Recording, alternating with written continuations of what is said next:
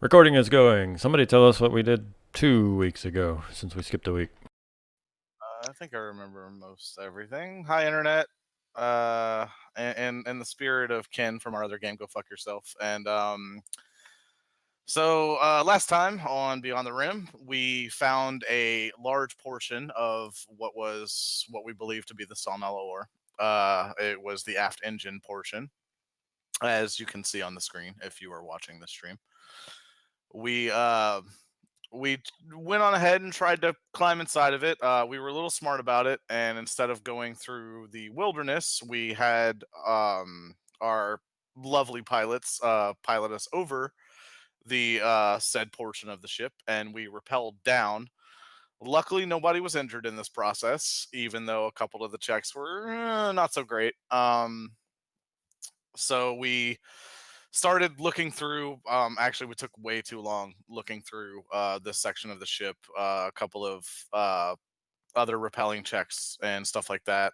Thankfully, Zamira is super strong and holds everybody like a freaking brick shithouse. So we're all doing pretty well. We get in. We don't really find anything. A lot of things are kind of messed up. I think the only thing that we find is a room full of damaged droids. um Maestro Sourdough, I guess is his name for this session, which is fantastic. He found a good blaster pistol amongst the wreckage. Rifle. Rifle. Sorry, it was a rifle. We did end up, yeah, okay. So he found a good blaster rifle that he's super happy about, apparently. And then he proceeded to go down a different portion of the ship and like crawl through some small tunnels and stuff like that, but he ended up getting to kind of a dead end. Didn't really find anything, so we came back up and we decided that where we were at was of no benefit to us anymore.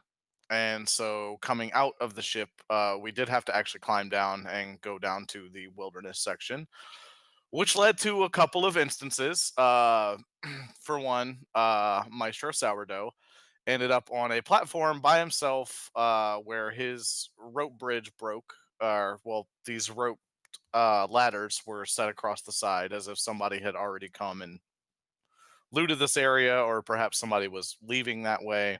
Either way, the rope bridges were old. He went down the first one and it broke, and he landed on the small platform by himself. We all went down the other one because that one was broken, and why are we going to go down a broken ladder? Onto this other platform that had another rope ladder, and I believe I went down first and fell spectacularly to the ground on my back, where I was left there because my party is a bunch of really fantastic people. But somehow, Maestro Sourdough got down before everybody else and just kind of fucked off towards the ship. Then we all finally made our way down and made our way back towards the ship, where we do have knowledge of another portion of the ship that is not too far from where we're at, but we need to figure out if we can get to a landing spot near it or if we're gonna have to trek from where we're at. So that's where we are right now. Also, we found a wooden boat or raft along the river that was close to our ship. Right. Okay, I did forget about that thing. Parts of it were wood, but parts of it were very clearly metal from the wreck. Right. And the important piece there being that there are signs that within the last couple of months, somebody was around it and in the aft engine section. And so now we're on episode what of Beyond the Rim? 5. Ooh, episode 5. Number 5 is alive. So you guys are either standing around the boat still, or you made it back to the ship. Your choice. It is early afternoon. What do you do?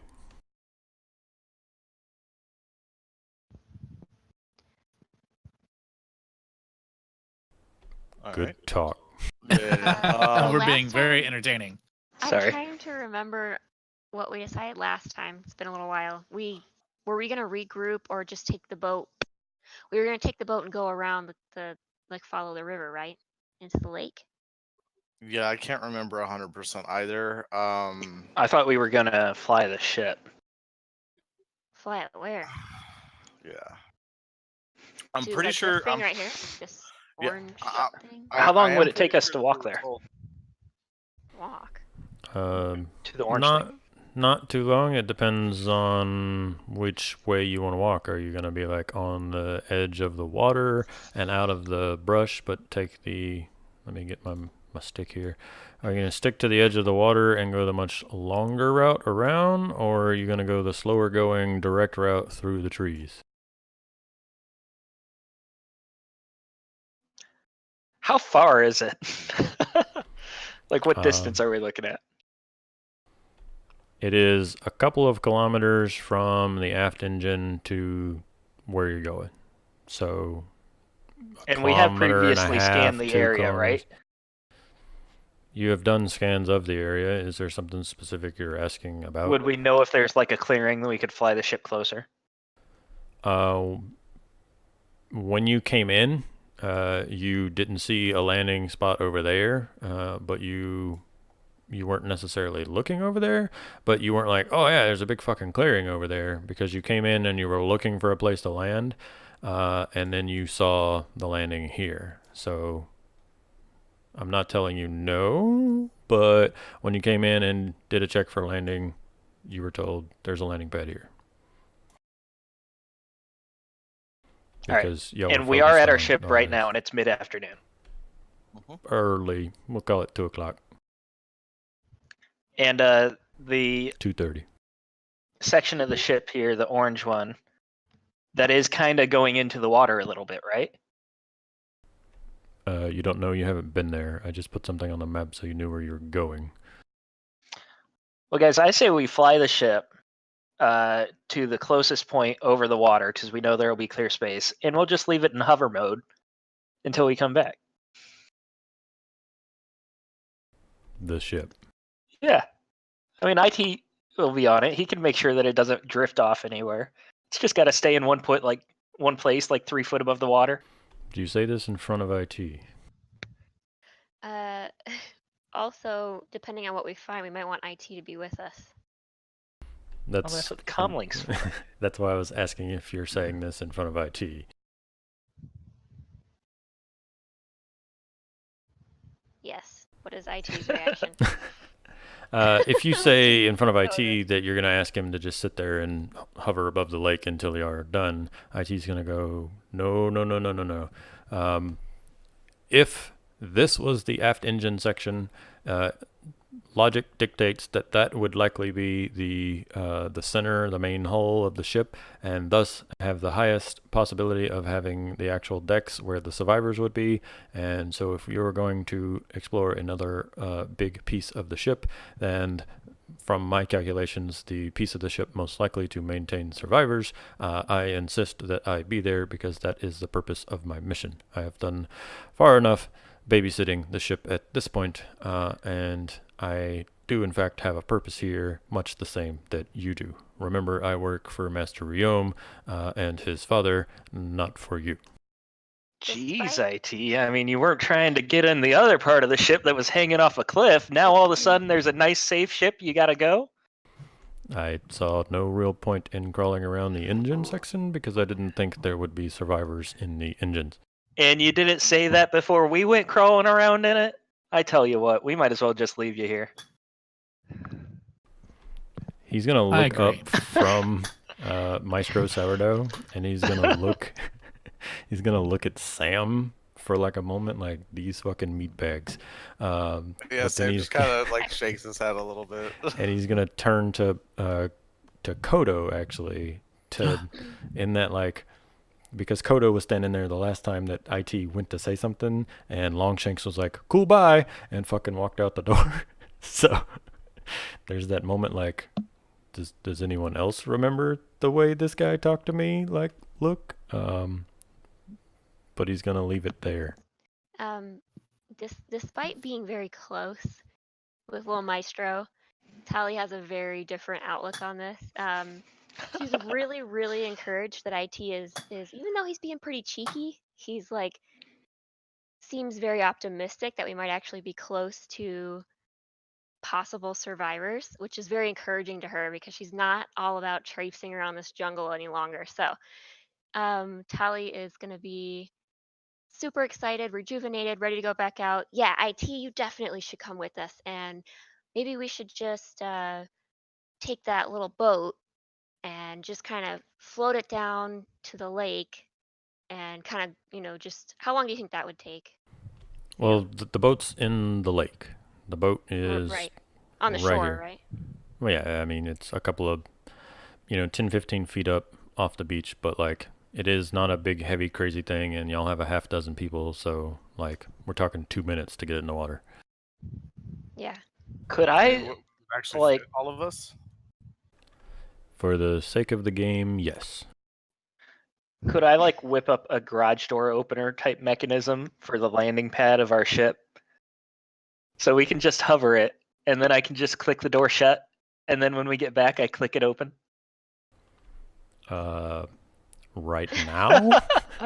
No. If you spend some time working on it throughout the campaign, especially if we go into bigger and better stuff, we can begin modifying the ship. But if you're gonna like say, hold on guys, I'm gonna dig through the spare parts to try to rig up a garage door opener, you're gonna A garage be door here. opener, the easiest of things. Like a comlink should be able to do that. Okay, do you want to spend the time and effort and mechanics roll to do that right now? I mean, I think it'd be handy to have our ship nearby. Guys, what do you think? All right, Maestro, I'm going to level with you. I'm asking the party. I am That not would made be- for this jungle. You and I both need to get out of here. So let's just leave the ship where it is for now, or do whatever the party wants, but we can kind of go from there. I don't know if just hovering it above is going to work. I Seems agree. like IT is pretty much against that plan. Well, we can shove IT out the lake. I guess if it's that big a deal and Nope, everybody's nope, cool with nope, it, nope, I nope. can. I don't want to cause a ruckus. You You can know, I'm a always- little guy. I won't rock the boat. You can always fly over there too. Like y'all just haven't been over that way, so Oh, okay. Like we could just do like a scout type thing. I'm trying to be a benevolent DM and remind you it's gonna take like 15 minutes tops if you fly over there. There's nothing, so you fly back like it's a spaceship and it's like a kilometer. So Okay. Yeah, that sounds good then. okay, just What do you guys think? Is Just that trying cool to with give you guys that if we one just for do, like, a free. chilled out? Please keep in mind that every time we turn on the engines, we do have people that are in pursuit of us, and perhaps we'll have them locate our presence every time we turn on the engines. What do you think we should do? Do you think we should float somebody it? roll a D100. Also, we did forget to roll Destiny. We haven't Ooh, good fired call. off yet. I just wanna make Okay. sure that we got cool. I want to know what the plan is so that I can more properly prepare, and then I was gonna do all of the destinies and the obligations. Okay. All right, are we ready to take a vote? Who did we say was the 80s? There's 5 of y'all, so 20s alphabetically. Zamira again. This is some bullshit. Yeah, we might have to do this. We might have to do this a different way than alphabetically, because I think it's always going to be as thick as Samira. Well, see, Although it's based on how much obligation everyone has, but everyone has the same obligation. So rather than like shuffling the decks or whatever, but I can go Z to A on this one and give it to who's alphabetically first right now.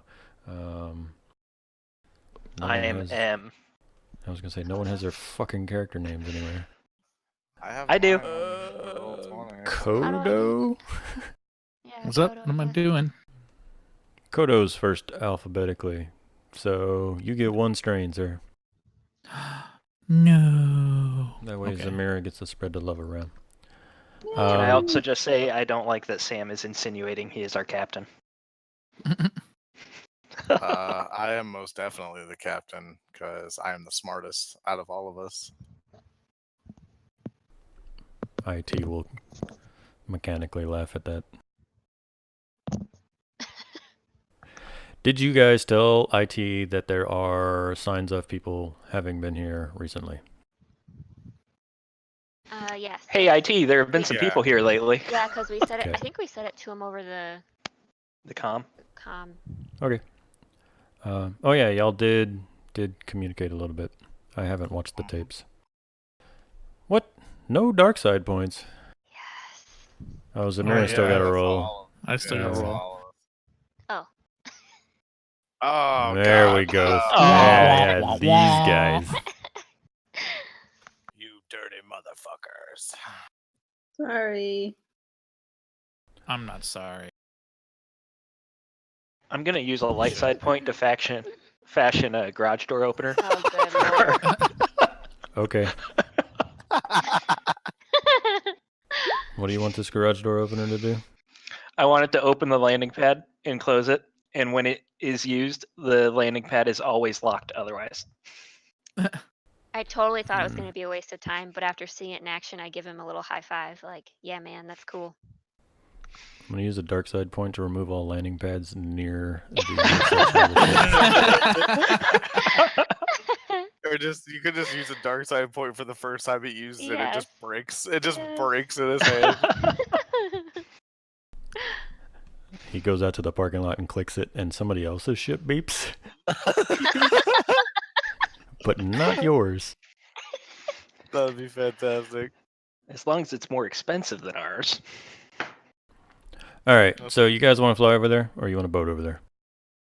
Let's yeah, scan let's it. fly and Yeah, let's fly and scan it. We can fly and scan it. might as well. and If it then- takes us, 15 minutes, we might as well do it. Yeah. And I have a garage door opener, so if we need to get out, we can. Okay. Can we also keep scanners kind of like, we might as well do another scan anyway to see if those people have found us yet. Scan for life forms. Okay, well, Sam I'm will just tell saying you, that from the back. Sam will tell you if we want to do a scan of that nature, then we will have to go higher into the atmosphere. Yes. This is true. As a pilot, I totally Some knew that. higher love. already. See, I pay attention to you. So, stay low and fly to the section, or go up and do a scan. Stay low. Is my vote.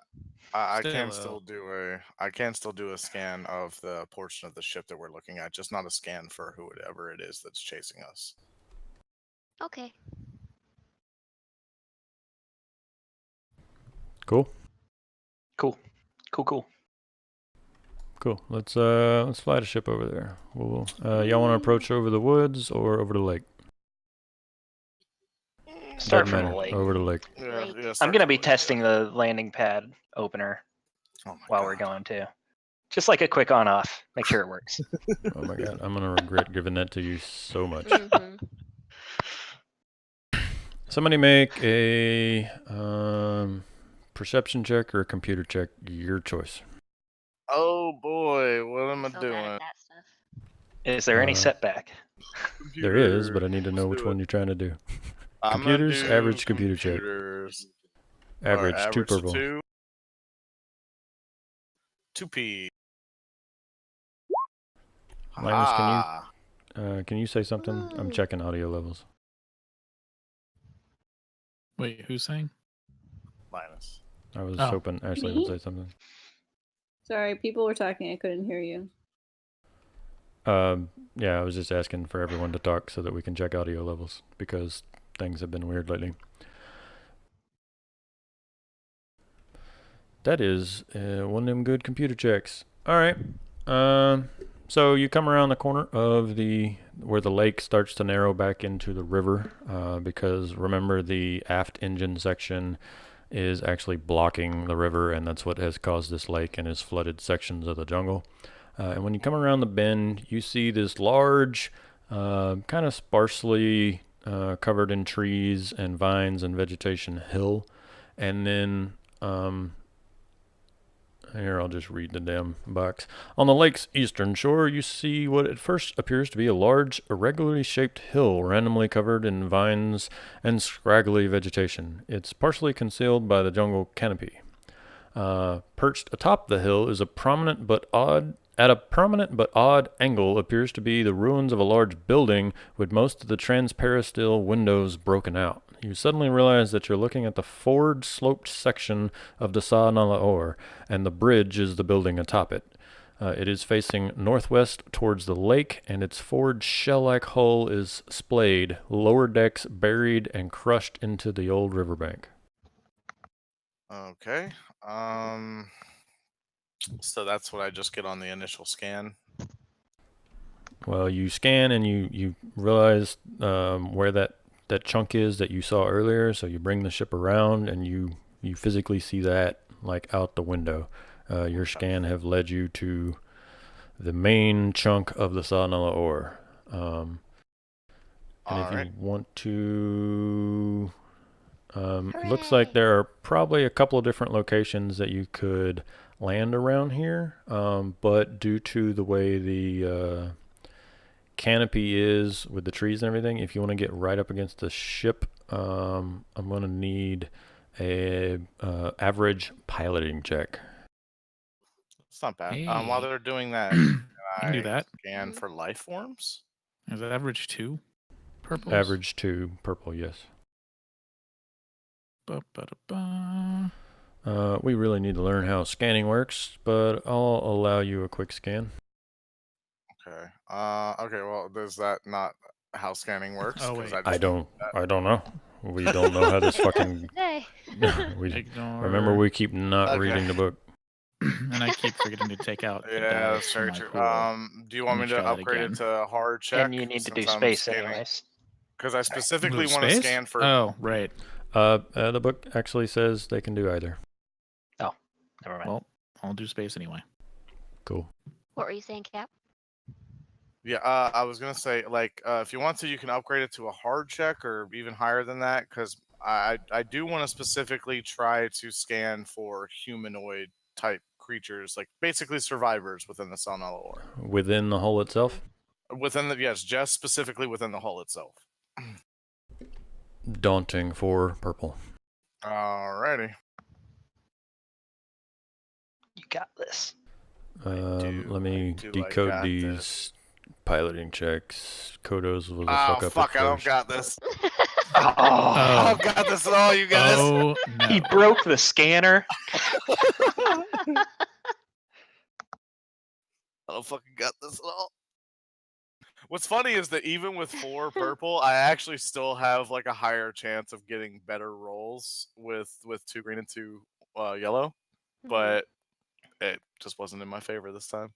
You see, he forgot how humid the jungle was, and his metal body just accumulated condensation on the inside.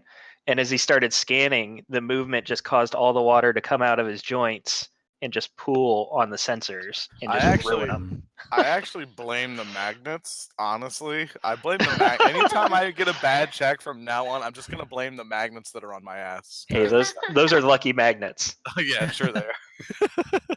I put them there with love.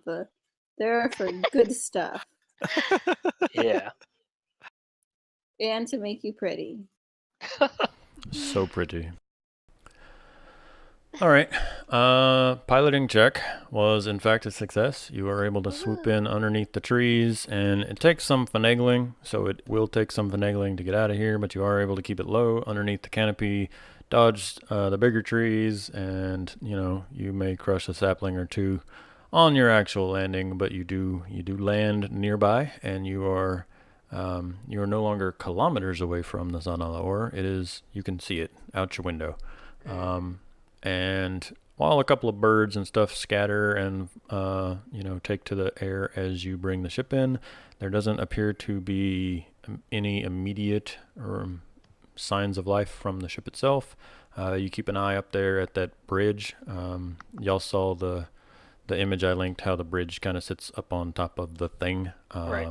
Well, you don't see any signs of life, and all the windows have been busted out, so it is very much not a protected structure.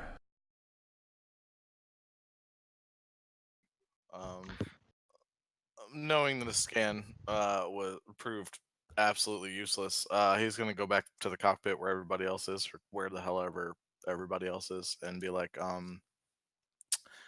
a thought just occurred to me that perhaps we could, in fact, radio the bridge of the ship, and if they have any power, then they might actually receive a transmission from us. Although Ooh, we're good pretty idea. close now, so we could just get out of our ship and yell up to the top of the ship. So saying that now is kind of pointless.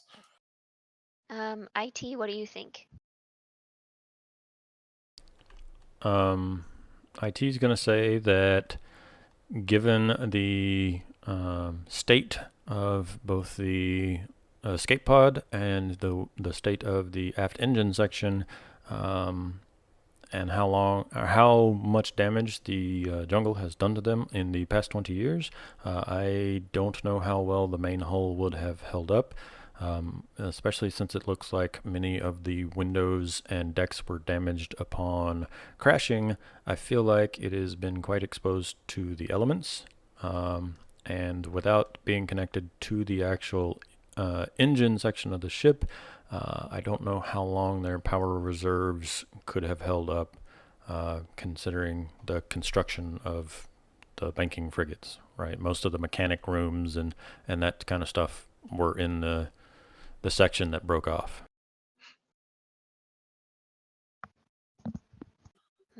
That is actually a good point. So perhaps it is just better for us to traverse the jungle to get closer and see Okay. what we can find. And we can see it from where we're at, so it's not like we have to go very far, right? It's just Yeah, right next to us. it's kind of a big hill. It's you're not like As long as there's no you climbing. can't yeah, you can't walk down the ramp and like throw a rock and actually hit the ship, but you're super close, right? Okay. I got an image for you. I'm trying to do it at the same time. But like within 10 minutes, you can be directly adjacent to the ship. The side that you approached from, it was very much like covered in foliage and stuff, but this side, it looks like it's more exposed now that you are below the hard canopy of the jungle. Okay. All right. Let's put her down. Let's go get our payday. Woo! Give me just a second. I'll give you several. So what are you guys gonna do with your cut? I'm gonna steal a ship. Not this one. You're damn right, not this one. I'm going to continue my upgrades. I'm gonna buy some Ooh. thermal detonators. What's next on the list for upgrades, Cap? Or I guess Sam, sorry. That's fine. I'm not 100% sure, but I still feel that I am incomplete, so there are many upgrades that need to be thought of and registered. I'll vouch for that. I too feel incomplete. No one was talking to you, IT. Go away. That was me as the GM. Yeah, Oh, yeah, I kind of figured. oh no. Me IRL.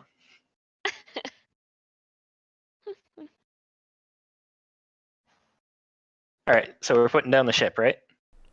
Yeah, he The ship's just told me down. in a sec, I was The trying to ship just is chat. landed. I'm gonna use my garage door opener and then get out of the ship.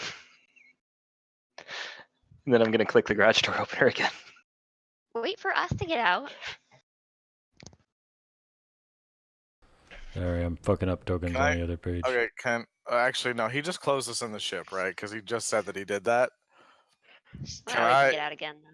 No, yeah, Well, I right. did say Can it I- wouldn't open until I use it again. Just saying. Ooh. Right, but so what I'm going to do is, since he closed us in the ship and he's trying to be an ass about it, I'm gonna go to the actual controls of the fucking door, and I'm going to try to reroute them to where his controller no longer works, and the next time he uses it, it blows up in his hand. Oh, guys, I'm so glad we used the light. You would have to. I'm sure no, there's no way I could do that. But I'm gonna. You'd gonna have to try get to my reroute comm the- link yeah. to get it to blow up. Right, yeah. I'm gonna have to. I'm gonna try to just reroute the controls of the door so that his thing no longer works. Sure, you can try to the receiver on the signal. You can make an average, or we'll call it a hard computer check based on time constraint. Hard computer check to. There I you go. succeed. To you basically turn the Wi-Fi off. You turn the Bluetooth off on the door, so you didn't Okay. fuck the door up or anything, but it's off. And when he gets back and he clicks the button, it's not going to work. Okay, well then I just open the door for everybody else to go through. All right, so Thank the you, group Sam. of you, True and gentleman. It kind of gives you a little nod. y'all see the picture of the ship, right? Yes. Yeah. Yep. Actually, this is a really cool picture. I like this a lot. I mean, it's totally ruined by being slapped on a Roll20 thing. But rather than give you a handout, like, we're not going to have a map for the ship because that's how this Right. book is written. But I wanted to show you that it is a massive ship laid on its side, and you guys are going to approach. And like I said, from the forest side, it's once you're under the trees, you can actually see ship. Whereas on the other side, it was very much covered by vegetation and stuff. So whoever's out front as you approach, go ahead and give me a hard perception check. All right. Tree think purples. I'd be the one out front, right? For I those mean, of you, you were the first Unfortunately, one. I was And hoping to get IT to kind of go front because if he sees anything. that didn't work at all. What the hell? Oh no. oh no. If That's there were bad. any setback That dice, is so I get to remove them. not auspicious. I do have acute senses. Yeah, but there wasn't a setback as the black die. You just had a hard check and you fucked it. I know. Also, for anybody that actually plays the Old Republic, I know a couple of you guys do. Doesn't this remind you of Terrace? Yeah, kinda. That's what it reminds me of. There you go. You got IT3 with you now. Do you have to? Ooh. Yeah. He's great, I promise. All right, so your perception check was a giant fucking failure, and you don't notice I closed this. my eyes when I was perceiving things. I'm Of yelling at course. him to like stick with the group and stop running ahead. So that throws off his hearing as well. His already impaired hearing. So you don't notice anything super crazy as you approach, but you do approach, and Sam is going to leave us. So before I read important flavor text, everyone take 5. Cool. Sure. Sure. Fill up your drinks. I want everyone to be here for the actual, like, you found the fucking thing that you're here for, because Corey's an asshole and he leaves at the moment of importance. Can we do this is kind of maybe not even a thing, but just in case, can we do a separate perception check from him since we're behind him? Like, Yeah, I was going to give you information, like, oh, okay, yeah, out like front, what he sees. but now you're going to get right up on it before you notice things. It's not bad, I promise.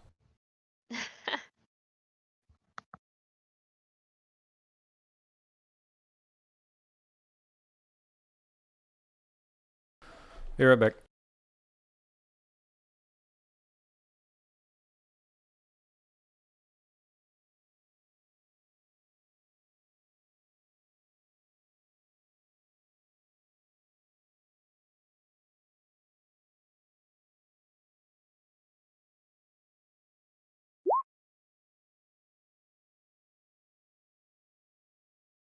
Everyone's quiet. What happened?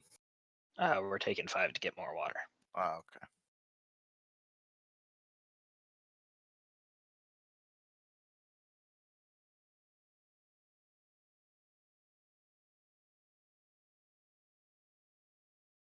So I made a gnome barbarian character named Zip Zap Whippity Whack. That's amazing. His whole idea, right, is that he lived in the city, and he decided that because he actually wears like the red hat and the blue shirt. Mhm. Yes. And he decided that he was going to be a garden gnome, but like he likes to work out a lot. Romeo and Juliet. Right. Sorry, go ahead. Okay. So like he thought there was going to be competition, so he wanted to be like the best garden gnome that ever existed. Right. So like he'd work out a lot and stuff like that, and get like really swole. Because like who's gonna fuck around with a super swole gnome? Mhm. But like the thing is that nobody ever actually hired them to be in his yard and in their yard. He would just show up there and start working out until they paid him to leave. So like and then like he discovered that through his working out that that like the gods had blessed him because he's a barbarian. And the gods had blessed him with the power to use thunder because he's a storm herald. And so he decides to become an adventurer instead because it's not a very lucrative business to just show up in people's yards and hope for money. So yeah, so like like he'd show up in their yards and he'd do things like chop wood and and like he has like some weights and stuff that he'd lift and whatever and just kind of like go about that whole business. So far I have not gotten to play him yet, but I cannot wait. That sounds like so much fun. Yeah, because me and a friend of mine, my friend Zan, we were just making like the worst characters that we could think of, just like the most annoying and horrible people. Like she made a character named Kevin, but he calls himself the Kevinator, and he's like, "Hey guys, I'm the Kevinator. Like, let's fucking go on adventure and shit. Like, this is so much fun." And like, just did this like totally like the most annoying fucking character that you could possibly think to make.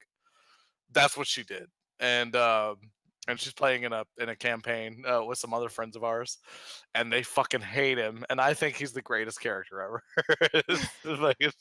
Like I'm not even part of the campaign, but I really wish I was now because that character is just so much fun. That is funny. Like in the first combat, I forget what class he is, but in the first combat that they got into or whatever, he went up to an NPC and just handed the NPC his weapon.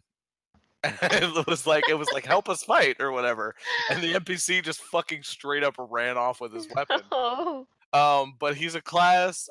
He's got to be like an Eldritch Knight, or yeah, I think he's an Eldritch Knight, so he can like summon his weapon back to his hand. But Oh, okay. still, though, like he But wasted still. a whole turn. Right, he still wasted a whole turn just to hand his freaking weapon over to an NPC. That there's no way that he's anywhere near as effective in combat as this Eldritch Knight is. Mm-hmm.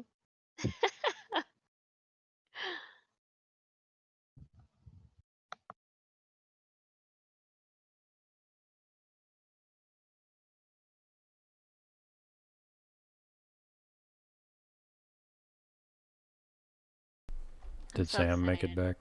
Oh, you're Yeah, back. I've been Okay, back. cool. Yep. I said 1 sec. I just had to like. I still had like my uncomfortable jeans with my belt on, Mhm. and like I was like jostling around. I was like, oh god, I'm so uncomfortable. So I put more comfortable pants on. Oh, I was talking to Seal. I just don't wear pants. Oh, jeez. We're gonna get into that, are we? I mean, if it makes you feel any better right now, I am not. I am just wearing boxers. So yay for me. I'm definitely wearing pants, but that's because I basically like immediately hop off the ferry, drive here, and then sit in front of my computer. Oh right, yeah, it's gonna be really bad whenever I live alone here in a month or two because like I'm literally probably just gonna be naked all the times I'm talking to you guys. So have fun with that. Well, you're saving the planet by not using energy washing clothes that you don't need to wear. Oh shit. Of Look at you being course. all environmental. Everyone make a hard perception check. Oh boy. Do I make another one? Because I can do better. Hard is 3. Yeah. Mm-hmm. Okay.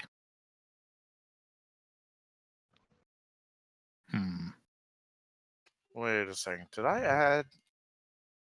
I don't remember if I added our experience from last session. Oof. I know we haven't rested, so I can't spend it yet. But okay, I think no, I did. Okay, never mind. Fuck. We're all 1 second, doing guys, great. sorry. We're doomed. 20,000 Nexu come out of nowhere. But we don't know.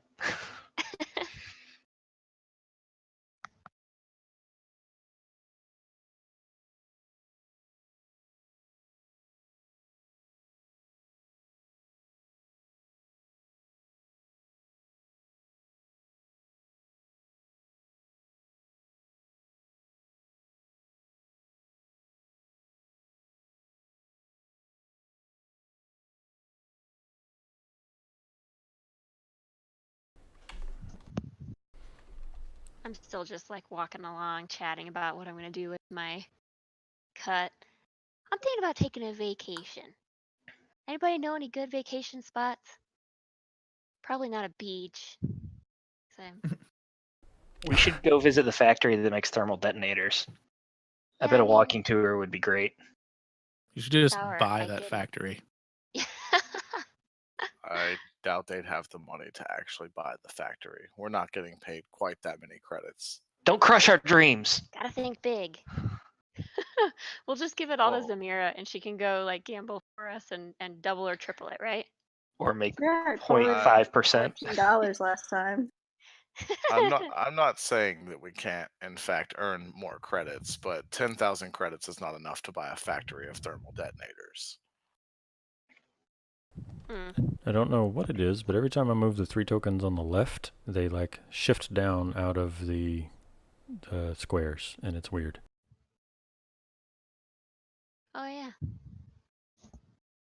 Yeah, there's a way to fix that, but I forgot how. It's like because I know that you can go out of the squares if you hold like Shift or Alt or some shit like that whenever you're moving the tokens. Yeah, you can turn it into a drawing, or you can hotkey so that it acts as a drawing. But I don't know why it was only when I grouped the 3 of them, and not when I did them individually.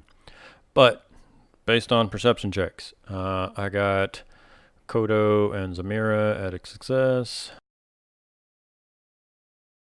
and nobody else noticed anything. So Kodo and Zamira, as you approach and the actual ship itself comes into view, what you notice is that somebody has obviously tried to camouflage the ship. Like when you flew in, it was clearly covered with trees and vines and shrubbery and stuff.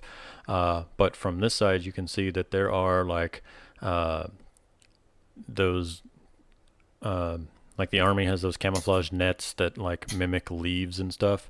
There's been makeshift ones made out of vegetation, and it's clear that vegetation has been transposed and replanted basically on the ship, so that this isn't just like trees grew up on it over the last 20 years. Like somebody has been making sure that trees and bushes and vines and made camouflage netting on top of this ship. Like it has purposely been camouflaged. Interesting. Does the camouflage look like it's locally made, or does it look like it is actually like well-crafted materials? It looks like people used trees and bushes from the surrounding area to camouflage the ship.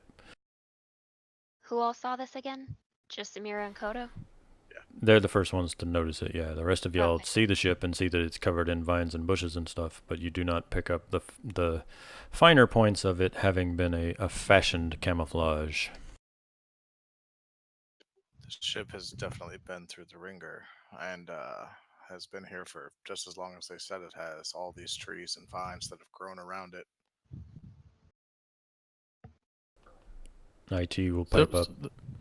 Oh, go ahead. Go ahead. I was just gonna make the comment that I don't think these have grown like this. I think these have been here, like put here on purpose. Oh, exciting. IT will pipe up and go. So signs of survivors at this point too? If mean- these vines, and as Kodo says, if these vines are definitely man-made and were made to throw over the ship like this, then I would say that that's at least some sign that there were survivors, but we don't know how long ago that these things were made, nor do we know how long it's been, if they're even still here, for that matter. Kodo and Zamira, you also notice as you get right up on the ship, it looks like chunks of the ship have been salvaged, much in the same way that the aft engine section had been stripped. You see stuff that's clearly not been like broken off in the crash, like bulkheads and sections have been removed. Plating has been like piecemealed off of it, not just ripped away.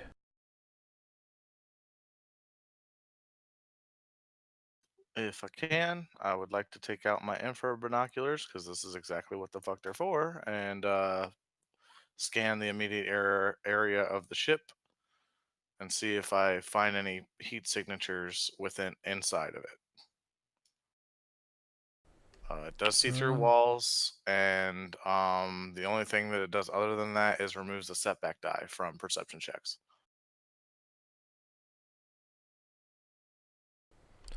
You do see at least one heat signature inside the ship, yes. Okay.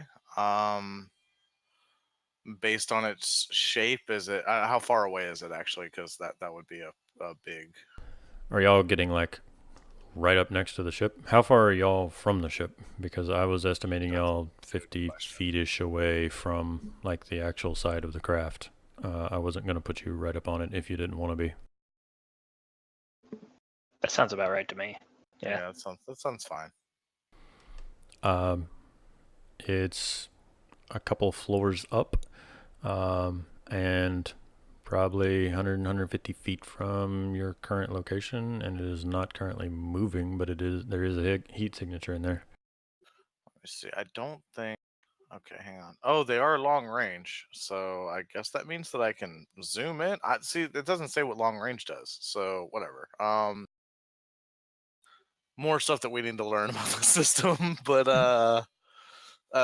can I make like a generalized shape out of it? Like, does it look humanoid, or is it smaller, or Larger and not humanoid. oh boy. Okay. I will put them down for a moment and just look to everybody and be like, there is a larger than humanoid creature a couple of floors up. I can't make out exactly what it is from here, but it is giving off a faint or a large heat signature that we should be aware of. I was in the process of like cupping my hands to start yelling to see if there were survivors, and I immediately like clamped my hands over my mouth. I was actually going to do that too.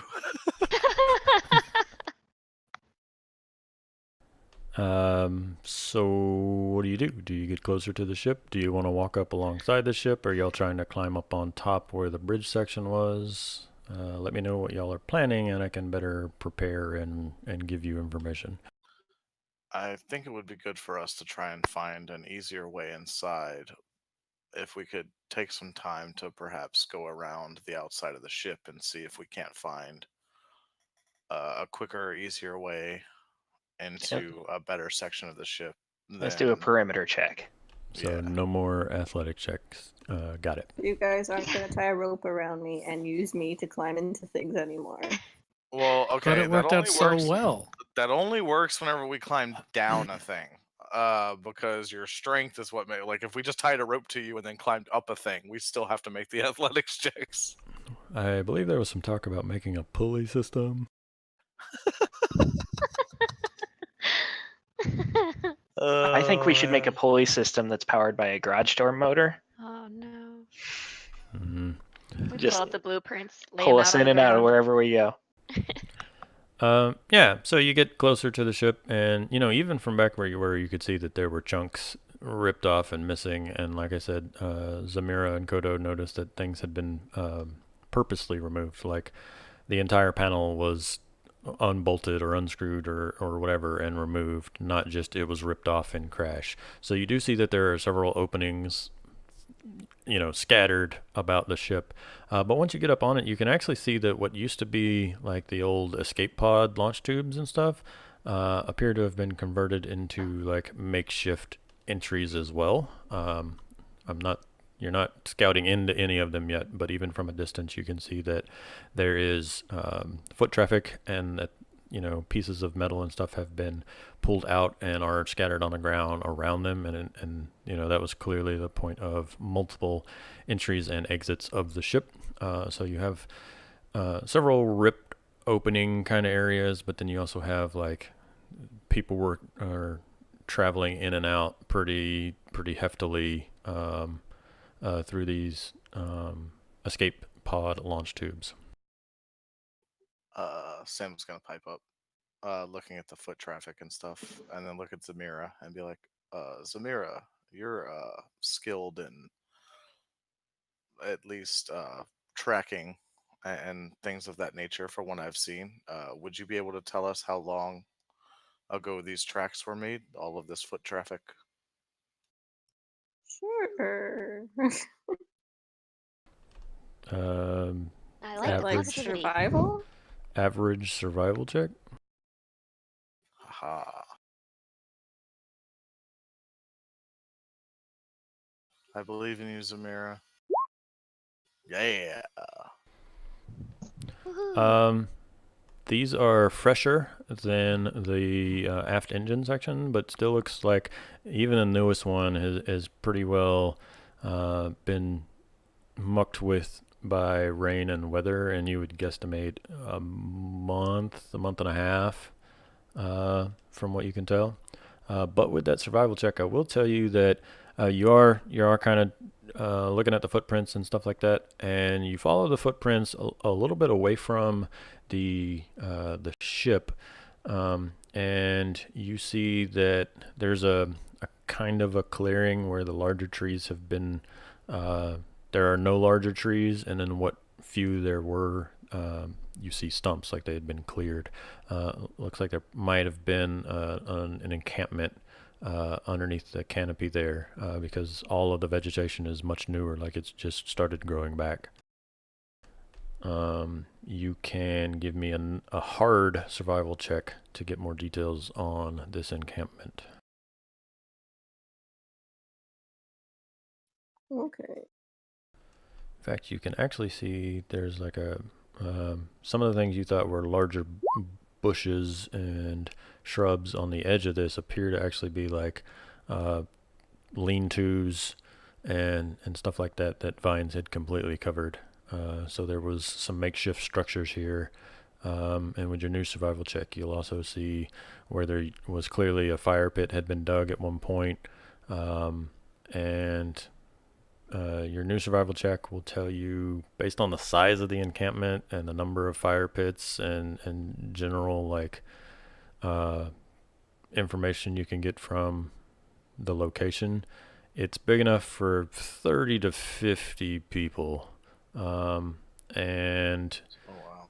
with 3 successes, you even get it's going to take you like 20 minutes of kind of checking everything out and stuff like that if the group's all right with that. But your 3 successes will actually turn up that probably 100 feet away from where the encampment is, you find a burial site that has about 20 graves and some makeshift markers, and they have each marker has like a name carved into because it's made out of scrap from the ship, so it's like etched onto the marker that has crew names and stuff on the rusting plated metal. Is this like Nice. a cemetery? Yeah, you found a cemetery about 150 feet from this big encampment for between 30 to 50 people. Do you think they buried any loot, guys? No, definitely not. Considering that they were trying to survive, I sincerely doubt that they buried anything of significant value, unless it was of value to the person that they buried it with, based on fleshy meat people's rituals. What if it's a cover and this isn't actually a graveyard? They just buried the treasure here. IT, do you I notice sincerely doubt any that. of the names? Like, do you recognize any of the names?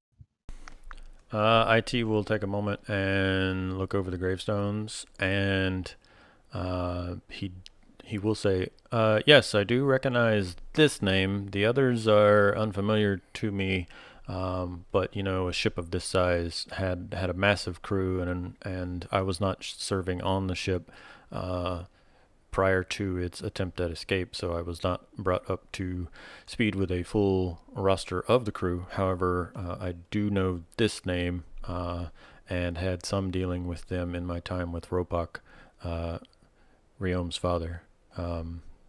Tragic that he does not appear to have survived the crash or the time in the interim, but no one of note, I assure you. At least not to our current mission. IT, please restate one more time our current mission as to the parameters that Riom has given us. Our 'Cause current I mission. fucking totally forgot.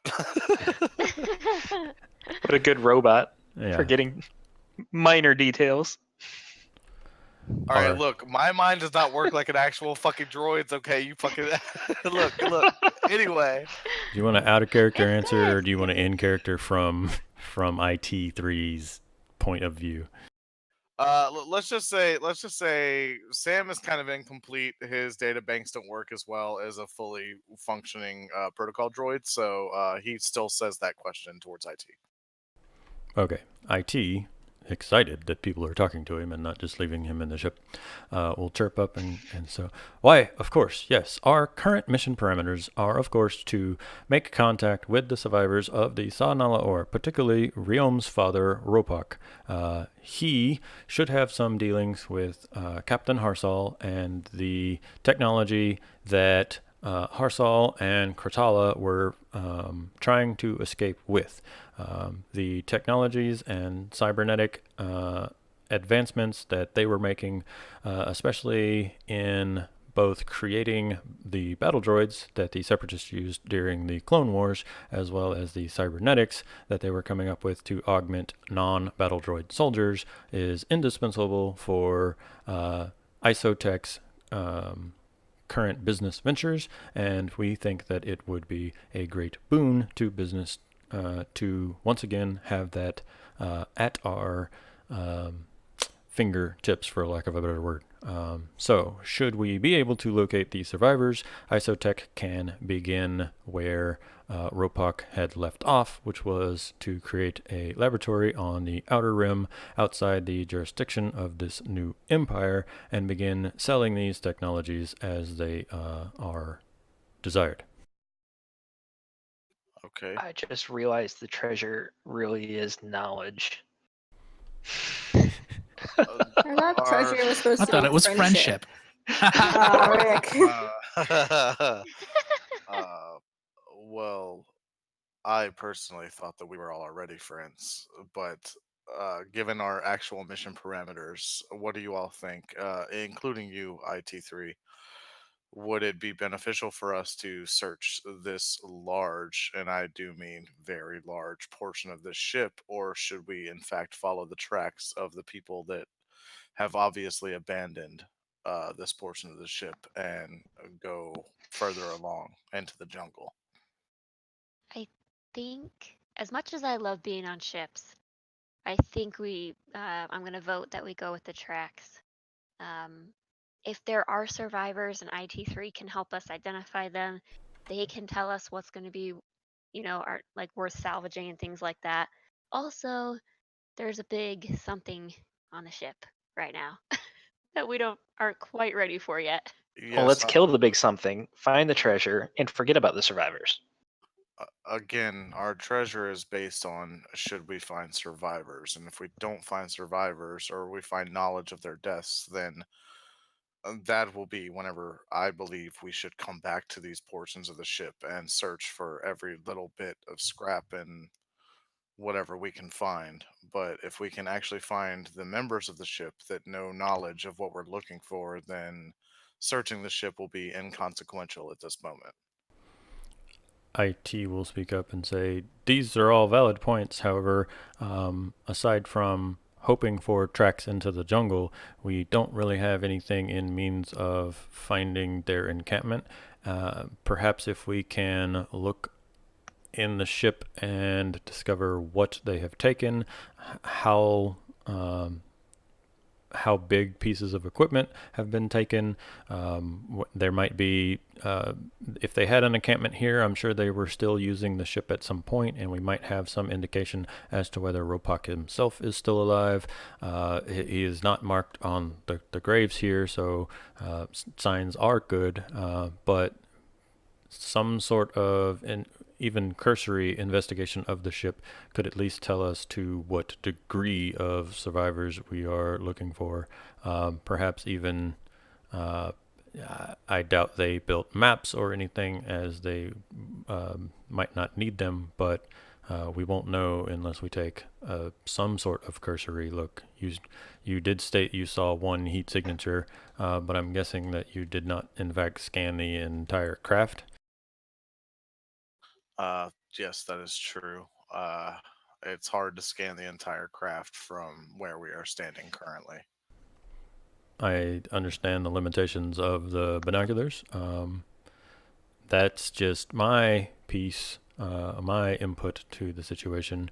I just have no desire to go stomping off back into the jungle or to get back in the ship and resume flyover scanning, especially since we know somebody else might be doing that and we make ourselves a target, whereas right now we are at the object of our search, so to speak, and we do not know what information we would be missing out on by simply taking that and walking off into the jungle.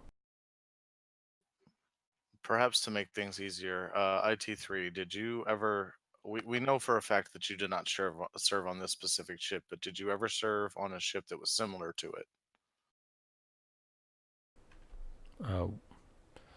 I don't know. Like, I, the GM, don't know whether he did. I can go look in the book. Is there something you're getting at, and we can? Yeah. There's something. Yeah, there's something specific. I was going to ask him about the layout of the ship, basically. Um, so, IT3, would you know perhaps where they would have kept the black box and or multiple black boxes, such as we found in the escape pod among the ship, so that perhaps we can find a more direct route to where we're going and get some information before we decide to go through this entire ship and perhaps encounter more dangers than we anticipated. IT will respond and say, well, logically, logic dictates that the first place that I would search would be the bridge. However, I can also reasonably guess that any survivors, which we have now overwhelming evidence that there are survivors, logic would state that the survivors would also raid the bridge first. We can attempt to climb on the craft and enter the bridge, or take the much longer trek through the craft up to the bridge. We can go around to the other side and scan the perimeter and see if any of the escape pods remain and see what data their recorders have. Because you said in landing pod 34 Besh, there was a recorder that you were able to salvage. So perhaps, since the landing or the escape pods are much smaller contained systems, despite that the main ship's systems are a wreck, they might have survived the crash. Well, so long as there is a place that I can integrate with still within the ship that has, or if we can give it a minor jolt of power for a short period of time, then I may be able to find out more information. But otherwise, we'll just have to search as normal. With the size of the ship, there are bound to be places with which you could connect to the systems. Obviously, the systems appear to be offline, but there are sections where we might find specific subnets and sub systems that can be run independently, despite the fact that large pieces of the ship are clearly missing. Being Yes, a that's what I capital was ship, hoping for. there are likely smaller contained areas, so that in the event of damage during battles, you don't lose the whole ship if you have to seal off due to capital ship warfare. But that's a gamble as much as anything. Yes, that's what I was hoping for. Well, it seems that we have no other recourse but to at least search the ship for however long we deem necessary until we find something of merit, or at least a little bit more clues as to where the survivors went. Okay, that sounds good. Seems I'll like a let, solid plan. Someone else lead the way. 1, 2, 3, not it. Going Not in it. through the escape pods? Yeah, where was it that you said that they had made like a makeshift entrance? Sorry, The- I apologize. I guess there's ways you could climb up and enter through like damage in the ship and stuff like that, but like there's also literally tons of footprints and clear that they were entering not just a couple of times, but like while they had an encampment here, traffic back and forth into the old escape pod tubes. They've been converted and now are essentially hallways into the ship. Well, based on our prior experiences, not many of us are really the best climbers, so perhaps it's best that we go in through the escape pod tubes. Thank you. Okay. It's gonna be dark in here. Do people have flashlights, lanterns? See in I have dark? the entire survival kit in my backpack, which theoretically would have multiple flashlights, right? At least a couple. I don't know. I don't read things. I just read. It them. has Let's 8 to say 10 yes. flashlights, is what I Okay. read. Okay, sure. Let's do some flavor text here. So you walk in I have a and toolkit. I don't know if that comes with a flashlight or not. A what kit? A toolkit. I think it's just like because it has a couple of torches in it, like power torches, but I don't know that they would be like useful as flashlights. I'm gonna say that you easily have at least enough flashlights for half the group to have flashlights, but it's not unheard of for all of you to have a fucking flashlight or some kind of light or something. I'm gonna wrap my ascot in a specific way that the flashlight is facing forward wherever I am facing. I hate you so much. like tie it in a way that the flashlight's sitting on your shoulder and looks like the Space Marines from StarCraft Yes, with the Yes. two exactly. lights on their shoulder, and you get Exactly. one of those first original StarCraft cinematics of them like exploring the darkened space station look, and you have to Yep. turn your shoulders. There you go. Cool. By the way, who the fuck misses Nice. StarCraft, right? I would have to have played it Cricket. at some point. It's a great game. What's You StarCraft? should play it one day. We're going It's like- downhill fast.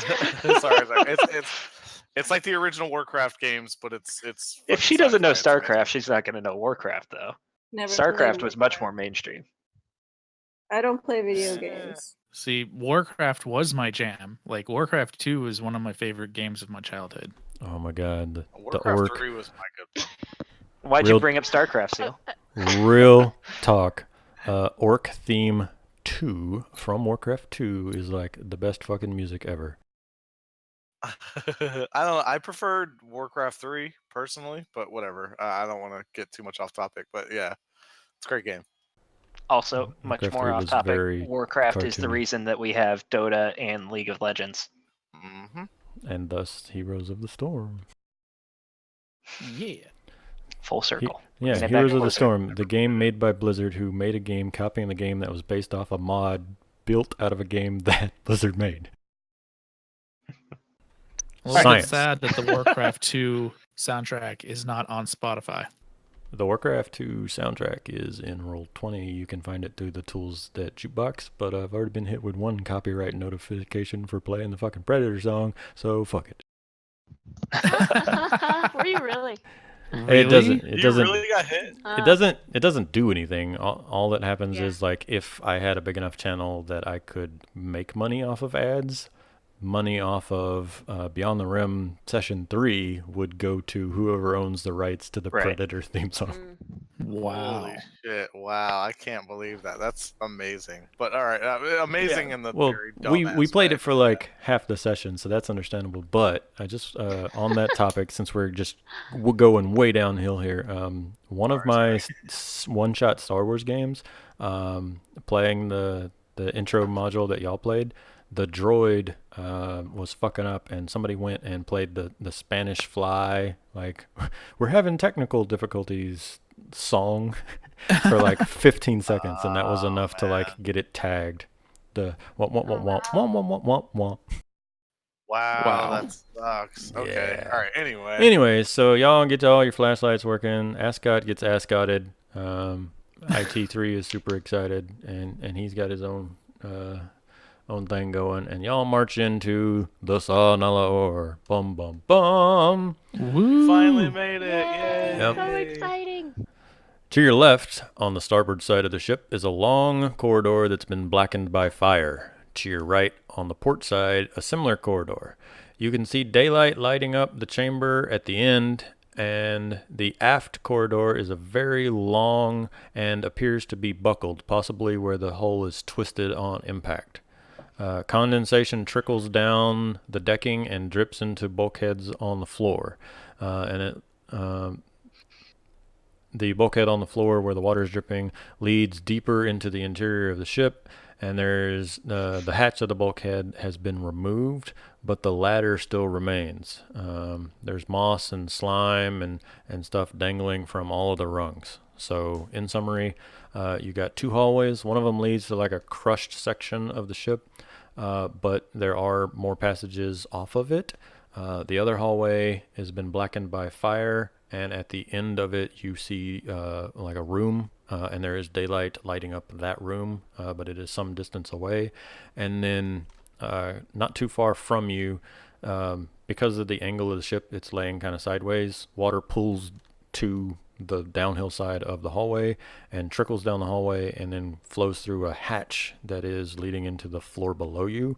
And the hatch lid has been removed, not forcibly. It was clearly just taken as salvage, but the ladder is still there. It's just slimy and covered in moss. So 3 options. I want to look down the hatch. Okay. Looking down, you see an area. There's a large section of the decking that's missing. That's falling away to ragged destruction, twisted metal and stuff.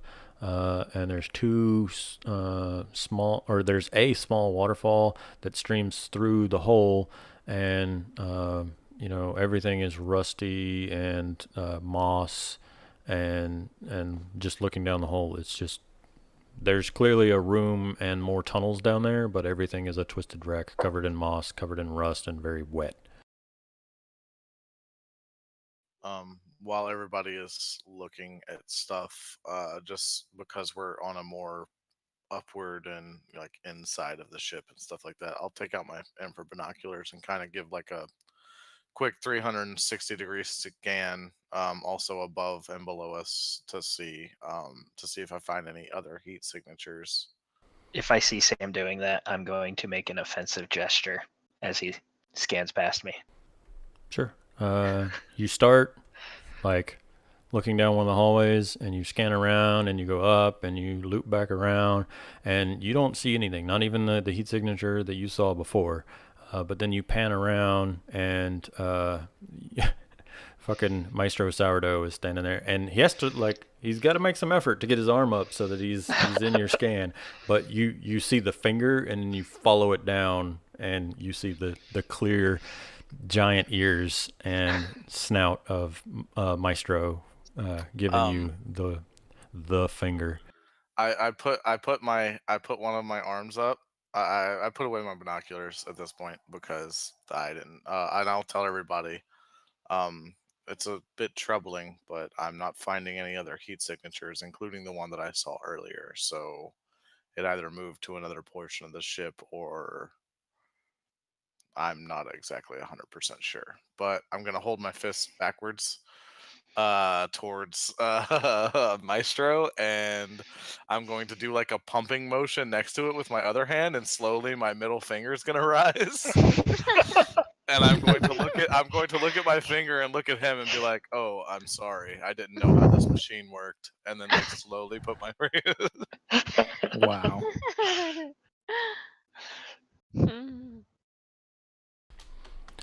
A moment to complain about the module here, in that it tells me that hallway leads to the spoiler, room name, And I'm like, cool. So I go look to see where that is, and that is the only time that those words appear in that order in the book at all. I can't find them.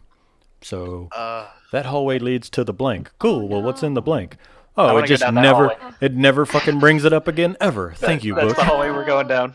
That's what we're going. Yeah, that's the hallway we're going down. Why not? So y'all want to climb down the hatch into the watery, ruined mess?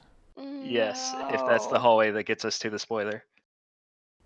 Well, there is no spoiler because there's nothing to spoiler because it's not in the fucking book. That's ridiculous. Should we go the other way?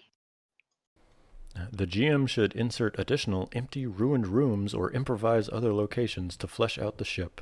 Thank you, I guess. Fuck? Wow, holy shit. Okay. Let's say Well, that then, we like- searched those. But like I it just- bolds it and everything. It literally says Right. the hatch leads to a hallway that eventually opens up to not just a blank, but the bolded word location. Okay, well, where is that? And I've looked, and then I gave up, and I controlled F because legal PDF. Yep, that's the only time that that word ever appears in the fucking book. That's crazy, considering the D&D is like so specific about their modules, and this one is so vague about everything. Where it's like everything is DM discretion. I feel like so far. Yeah, I'm cool Very with the strange. open like action, like DM. You can do what you want. You don't have to do it in this order. But again, like they made the effort to bold that Name and a tell thing. me that something was going there, and then just never bring it up again. Right? Yeah, it's poorly. I'm it's a still poorly enjoying the done module. I'm just like I like the open-ended stuff too. I'm not complaining, but I'm just I'm noting that like somebody got paid to bold those two words and then didn't bother to be like, And then wait a never minute, use them again. Jim, did you write up the thing? No one did this shit. Okay, well it's gone to publishing. Yep. All right, burned hallway or other hallway? The one that does not have daylight at the end of it is the one I vote for. Sure. On Yeah, your left, That's the starboard burned one, side. right? That's fine. On your left is the burned, blackened hallway. To your right is a similar corridor, and that is the one with light at the end of it.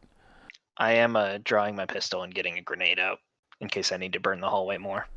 Sure. Let me see where this goes. Yeah, I will also kind of do the thing with my arm where my pistol like ejects out of it or whatever, where it like Kinky. rises up out of it. Nice. I bet he didn't know what that did either. Mm. How dare All right. you, sir. So you guys are gonna set off to the right, correct? Yes, the burnt hallway. Yes. That's left. The burned Yeah, hallway with no I thought- daylight is where Okay. we are going. You were going That's the one, left. Okay. Cool. Yes. So you set out, and again, the whole ship's kind of at an angle, so you gotta kind of walk funny. It's great. There's a couple of rooms off to the sides along this hallway, but there's nothing of import in them. You can tell this being closest to the entrance has been totally stripped of anything useful. Like even the garbage you were finding in the engine section, like even that stuff's been ripped out here because it's. Go ahead. Oh, sorry. Would I be able to tell what it was, in fact, that they stripped, or like based on like the components that would be like on the walls and stuff like that of like a section of this part of the ship? Would I be able to tell like just like an idea of like what they actually stripped, or is it just like In- metal? In short, everything. Like Okay. it looks like they took everything that I won't even say they took everything that wasn't bolted down, because they took some of the shit that was bolted down too. Right. Okay. Yeah. that makes- These are people that were stuck in a jungle, and this ship was the only source of like resources that they had aside from plants and trees. So metal plating can be used to build the shacks out there. Wiring can be used for ropes. Like they took everything, especially in the sections closest to the doors where they've had 20 years to be doing shit. So whether it was used for weapons or clothes or shelter or just to throw into the into the lake out of rage. I'm not saying there's nothing in these rooms, but like it's total garbage. You're not gonna get lucky and find another pistol. Okay. But as you continue down the hallway, you come to a room of importance. This was once the ship's Is that sensor. name bolded too? This name is bolded, but it actually has a section. It's amazing. Oh. This was once the ship's sensor array control room. Computers as tall as the ceiling are burnt out or horribly corroded. There are many bits and pieces seemingly chiseled or broken off of the server racks and computer banks. A large section of the deck is missing, where an explosion obliterated much of the compartment and its equipment. Sam, see what you can find if anything works. Yes, this would normally be the section of the ship that I would be most comfortable with, but it does seem like most of this was destroyed. I will go. Ooh, excuse me. I apologize. I will go on ahead and try to find God damn it. Anything that I can. I'll search through cabinets, freaking move over broken plates, like anything that I can try to salvage out of it. Okay. Yeah, IT, do you think it'd be worth it for you round two? Sure. He can do that. So the two droids are going to set about checking this room for... Also, Go ahead. Should we have someone keep watch just in case that big thing comes back or is following us? Sure, you can do that. Do you say I'll sit that out in the out hallway loud? and look.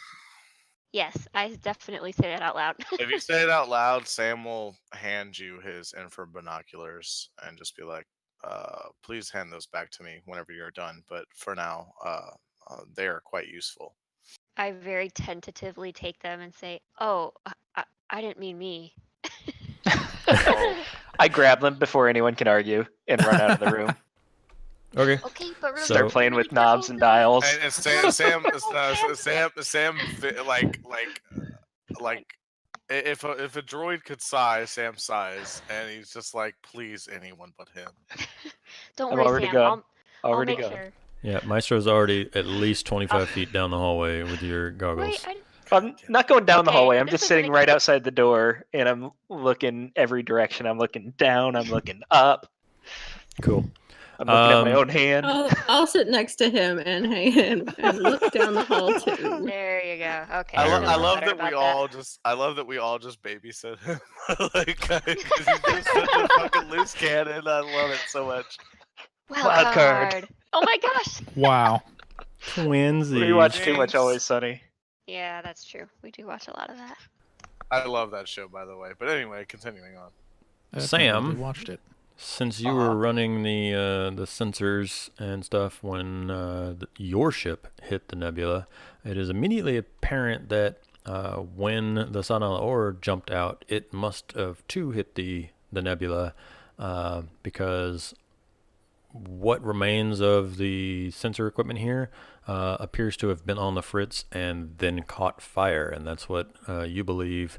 You and IT, as you inspect, are led to the same conclusion that they were not at all expecting to come out in that nebula, much like your ship was not. Stuff went nuts immediately, and the sensors were overloaded, quickly overheated, and unlike your ship where there's much smaller sensors and it's got better heat sinks and stuff due to size, with this much equipment shoved in the same room, very quick, massive overheat, which led to a couple of the computers melting down and their power supplies exploding, hence the big hole in the middle of the floor. Sorry, I have hiccups. Yeah. No, it's fine. I do too. Yeah, that's why I was like stopping. Kodo, Yes, as they're poking around and checking out the actual racks and stuff like that, you give a cursory look around, and over in the corner to the right of the hallway that you came in, off in one corner, it looks like there's a tarp kind of covering a small section of something, but like it's very clearly like it hasn't been there since the wreck, like somebody put a tarp over something. It's a dead body. Could be. I want to check it out. Okay, it's a 'Cause tarp. if there's one thing that attracts me more than not yet stolen ships, it's tarps. Can I like sort of like trail behind you because I'm kind of useless at this point? Sure. Do So the we'll thing. say. Especially since tarps might have not yet stolen ships underneath them. Correct. You get I over like there, where you're going with that. and you do the. It makes the. Anyone who's ever moved a tarp knows the ass amount of noise that comes with tarp rustling. Yes. Yeah. But It's you almost pull it like back. Rustling. Opening Yeah. food in a plastic package. Oh, yeah, all the dogs in the house suddenly become your friend. You find a toolkit. There's a toolkit. Several tools and stuff refer to the book for what's actually in the toolkit. But there's a toolkit here in the corner, and it looks like someone was recently trying to remove the security scanner that's kind of near the door there. But it looks like they abandoned the job, basically, and they had to stop for whatever reason. And so in order to hide what they were doing and also their tools, they kind of just draped the tarp over everything. Yes, the UPS hide a package method. Yeah. Stick it underneath the doormat.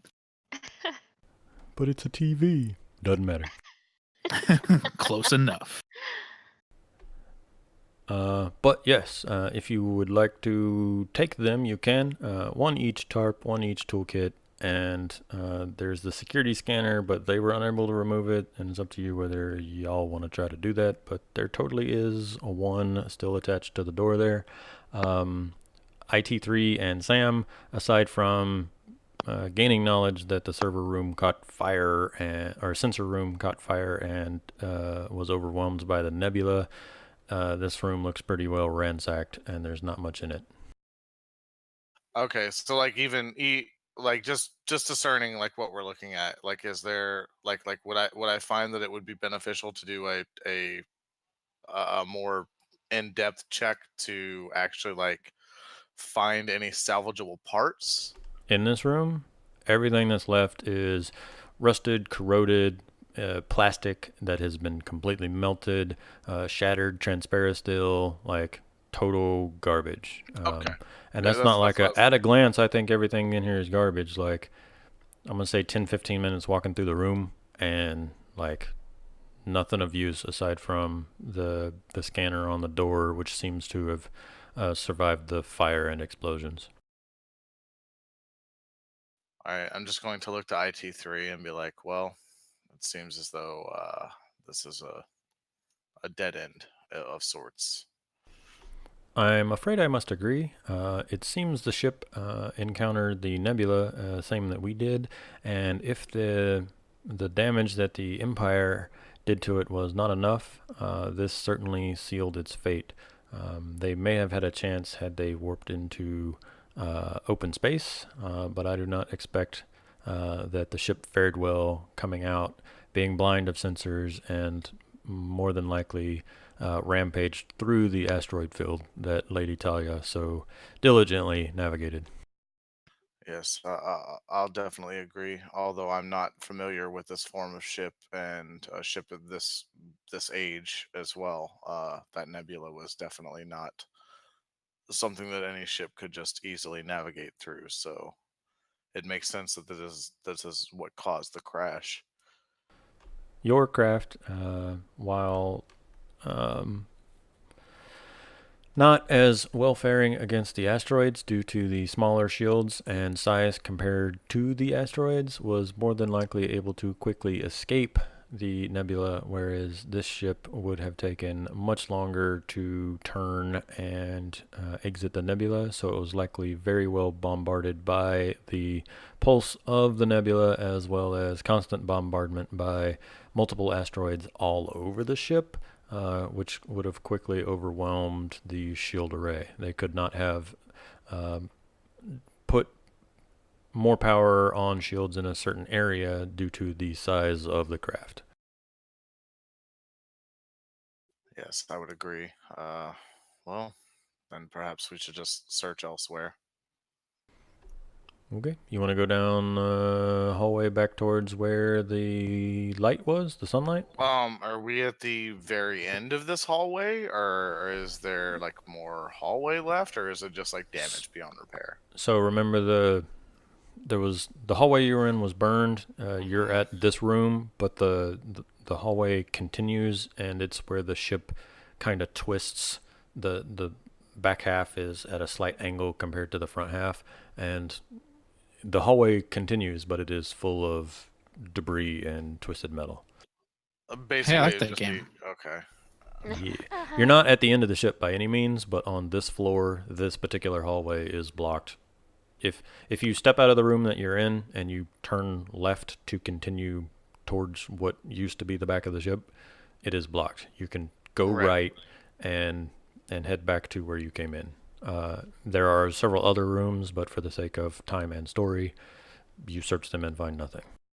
All right, I'm going to exit the room, walk past Maestro, and snatch my fucking infrared binoculars out of his hands and put them back in my pack. Kodo, did we tell everyone what we saw? Not yet. Okay, Hey, everybody. so yeah. Oh, go ahead. No, go ahead. You're the one that found it. Hey guys, I found some tools and what was it? A security scanner, right? Well, the Is that what it security was? scanner is like on the door, right? on the It's door, the right? panel to get in and out of the sensor array room. And so to get into it, we need to disable or remove this thing, yeah? Or no? No, you were in the room. Somebody who also came in the room had spent time trying to remove the door lock, right, from the inside.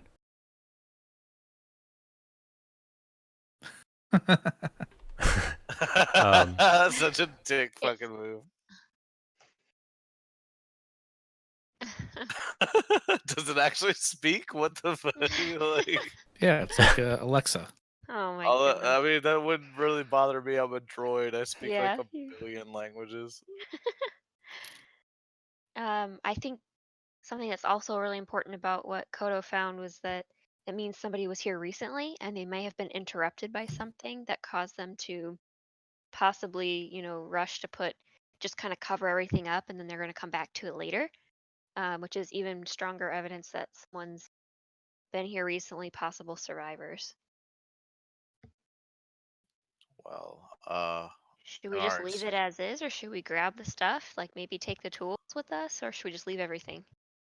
I keep a toolkit on me at all times, so we don't necessarily need the tools that they left behind. However, anything extra that was left behind might be useful to us. But as far as I've experienced, Miss Zamira would be the best one for knowledge of how long something has been left alone. Okay, cool. Zamira, do you want to check it out, or are you good? Sure, I'll check it.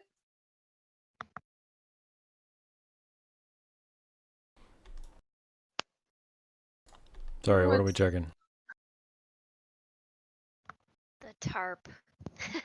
Yeah, but like, what are we doing? I guess we're just seeing how long it's been there. Yeah. My idea was to see how long it's actually been there. Not enough information to really tell. But it's not like somebody didn't drop this 15, 20 minutes ago. Like there's been some time. Okay. And it's a toolkit and the Toolkit and a what else tarp. and the tarp, and that's it. Okay. All right. Unless you want to like try to spend the time getting the non-functioning or non-powered like door security scanner, but it is literally just like, a key card slider on the door to get in and out of the sensor room. And so there's one on the outside of the door and one on the inside of the door. And the one on the outside of the door is damaged from the fire. The one on the inside of the door seems mostly okay. And somebody has like started removing the panels and stuff like that around it to like unscrew it, but did not finish. Would I know mechanically or mechanics wise, would I know what this could be used for, like outside of just a security scanner?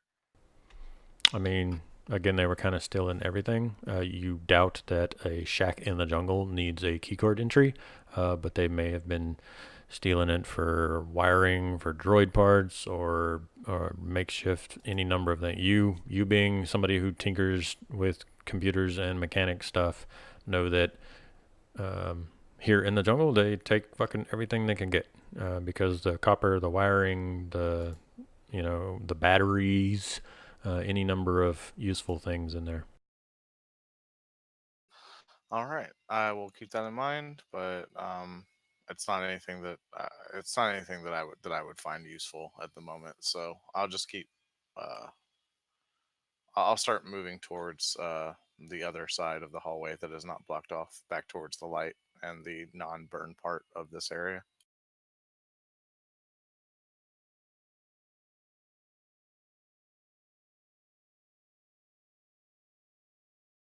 Yeah. Okay. Down below the tokens, I drew a very shitty T-junction showing where y'all came in. So if I want to try to, Okay. I'm trying to help y'all understand what you're looking at.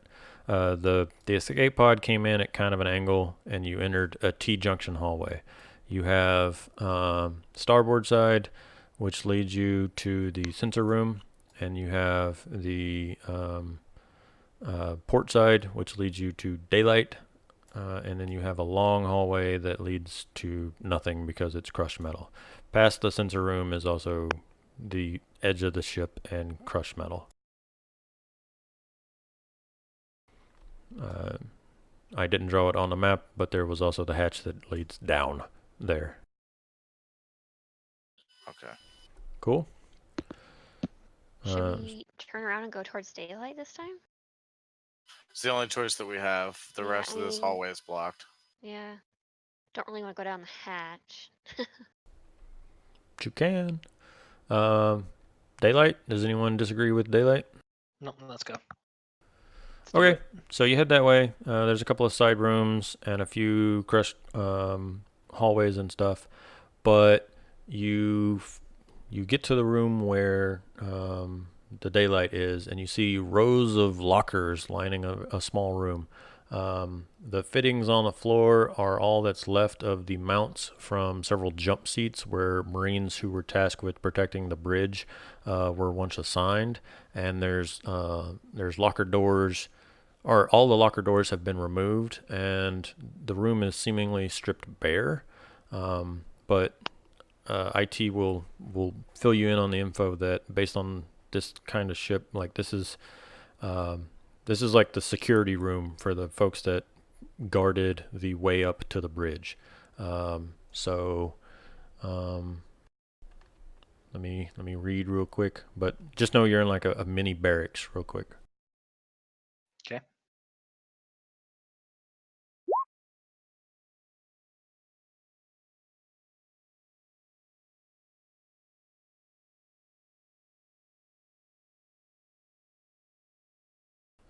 And then there is a large blast door on the far side of the room, which appears to be the turbo lift that goes up to the bridge command tower. So you guys are, based on that, you can discern that you are directly below where that bridge tower with all the windows knocked out is on the ship. So y'all are at the bottom of the elevator, and this is like a barracks alongside the hallway. So at the end of the hallway is the big door going up to the bridge, and this little barracks room where the sunlight's coming in is like right there. So they're a security checkpoint basically. What do you do? Okay, so the blast door is like sealed shut, or Um, do you think we could get like up there somehow? I say maybe we can blast it open, and I start rummaging around for a grenade. Now that's not a bad idea, Maestro, but just maybe like hold off for a sec so you kill us all. we're gonna go ahead and say that the blast doors are actually partially open. It doesn't say here, but I'm down to allow that. Okay. We should probably try to I get to mean, the bridge, right? If it's blast doors, I might actually be able to take some time and open them. Somebody make Well, a if they're hard perception open, check. Oh boy, who's good at perception? I mean, just literally anybody. I can do it, but I'm terrible at perception. Actually, I wasn't too bad. Yay! Hey. Kodo, while there's some talk about the blast door and stuff like that, you start walking along the lines of lockers, and all the doors and stuff have been ripped off, but you are kind of poking in them and looking around and stuff. And you being the cool sort that you are, you notice that everything's been stripped bare. Cool, Kodo. Everything's been stripped bare, but there's a couple of the lockers that it seems like they're made different than the other. And like there's two on the end that are made different than the rest.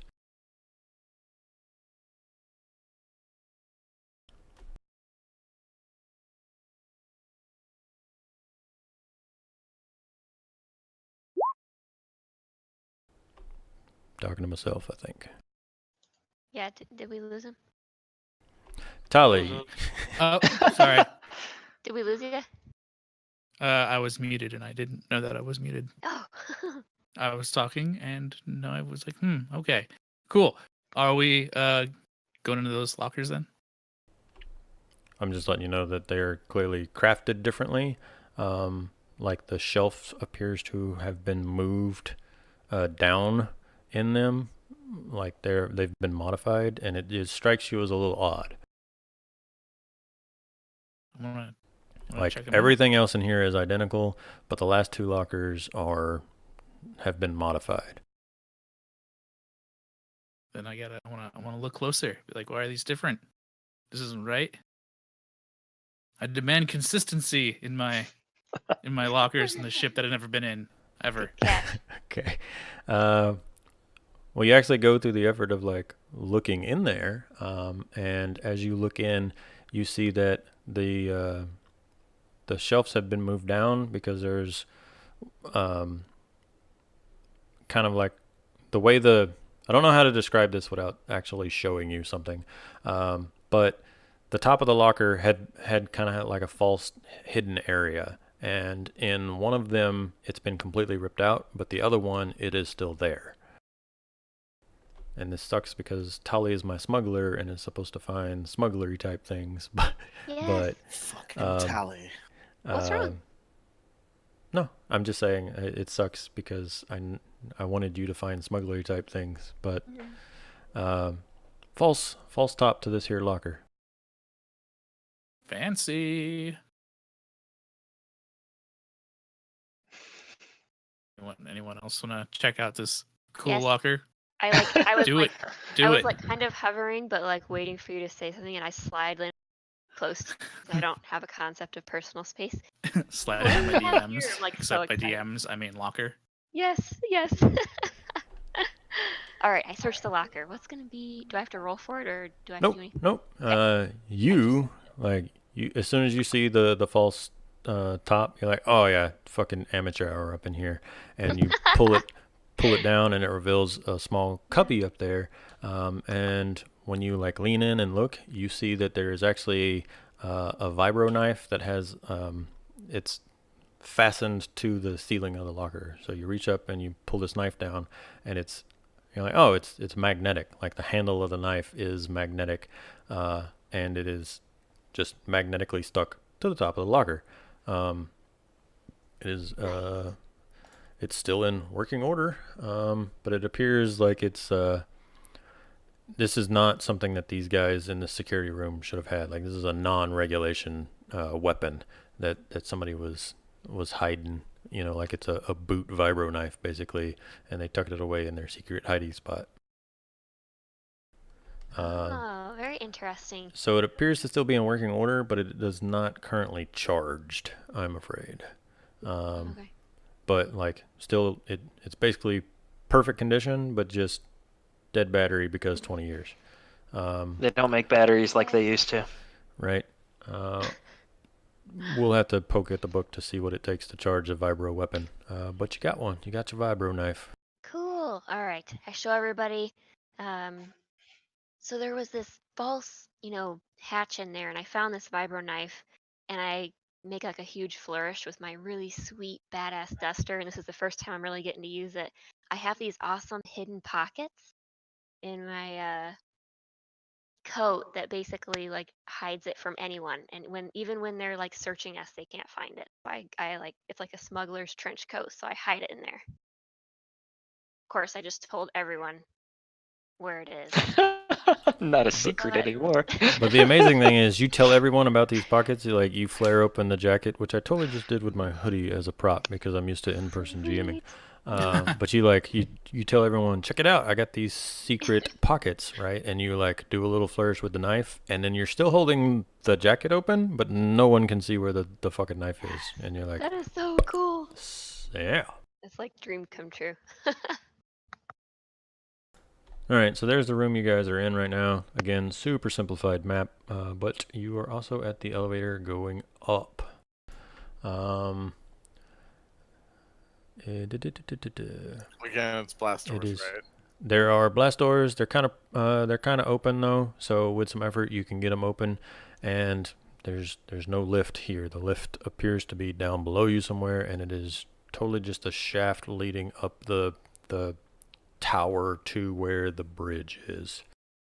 It does not give me any information here about climbing or anything. So let me read down to the next section to see if there's anything crazy.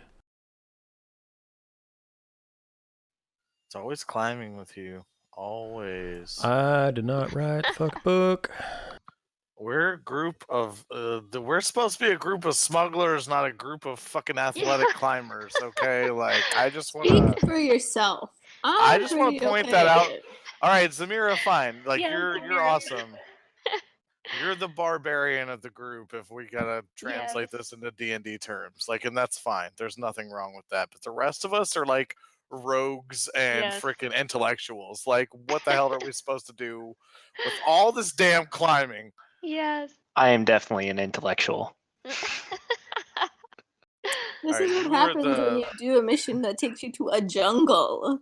I hate to say this, but Maestro is actually the second most intellectual person in this group, and that's sad. Like, that is super sad. I do have an intellect of 3. Right? Yeah. Again, I just you're think Oh, the- good differently for than you. everyone else. You're just again, you're the second most Smart doesn't intellectual mean person. wise. Yeah, exactly. Yeah, exactly. Yeah, you're the second most Yes. intellectual person in this group, Yes. but man. It gives me absolutely nothing on this shaft. The book literally shafts you. It just says, here's the turbo lift shaft up to the command tower. And then the next paragraph is command tower. So y'all can attempt to climb up the thing. It's not a straight up climb due to the angle of the ship. There's cabling and stuff in there. And we can do some athletics checks if you want, or y'all can start weaving your way, because again, I gave you the important stuff, but there are other there's stairs and other hallways and stuff to take you various places. So do y'all want to try to climb up the shaft, or do you want to try and go up a couple of levels and make that easier on yourselves? Do y'all even care? Do you want to go up to the Easy bridge? sounds good. Considering I really what we were can't just climb. talking about, I feel like climbing is the worst possible thing that we could do. I Yeah, mean, we let's could go always easy. have some. If climbing is quicker, we could ask Zamira to scout ahead and just see if it's like what's going on up there, or we could just loop around and climb or whatever, go up a couple levels. Sure. You can do both. I Which can do you climb wanna up do? and see what it's like. Yo, let's let Zamira do her thing. Let her climb. Why not? Okay. Somebody roll. We'll call it a d20, just for my own benefit. And Hun, if you want to make a hard athletics check. Zamira is on it. Every Dang, time you say Hun, dang girl. I like in context, like the way that you say it, like I always think of Attila. Personally. Thank you. I Well, if As you've seen opposed to, like- Ashley when she's angry, it makes sense.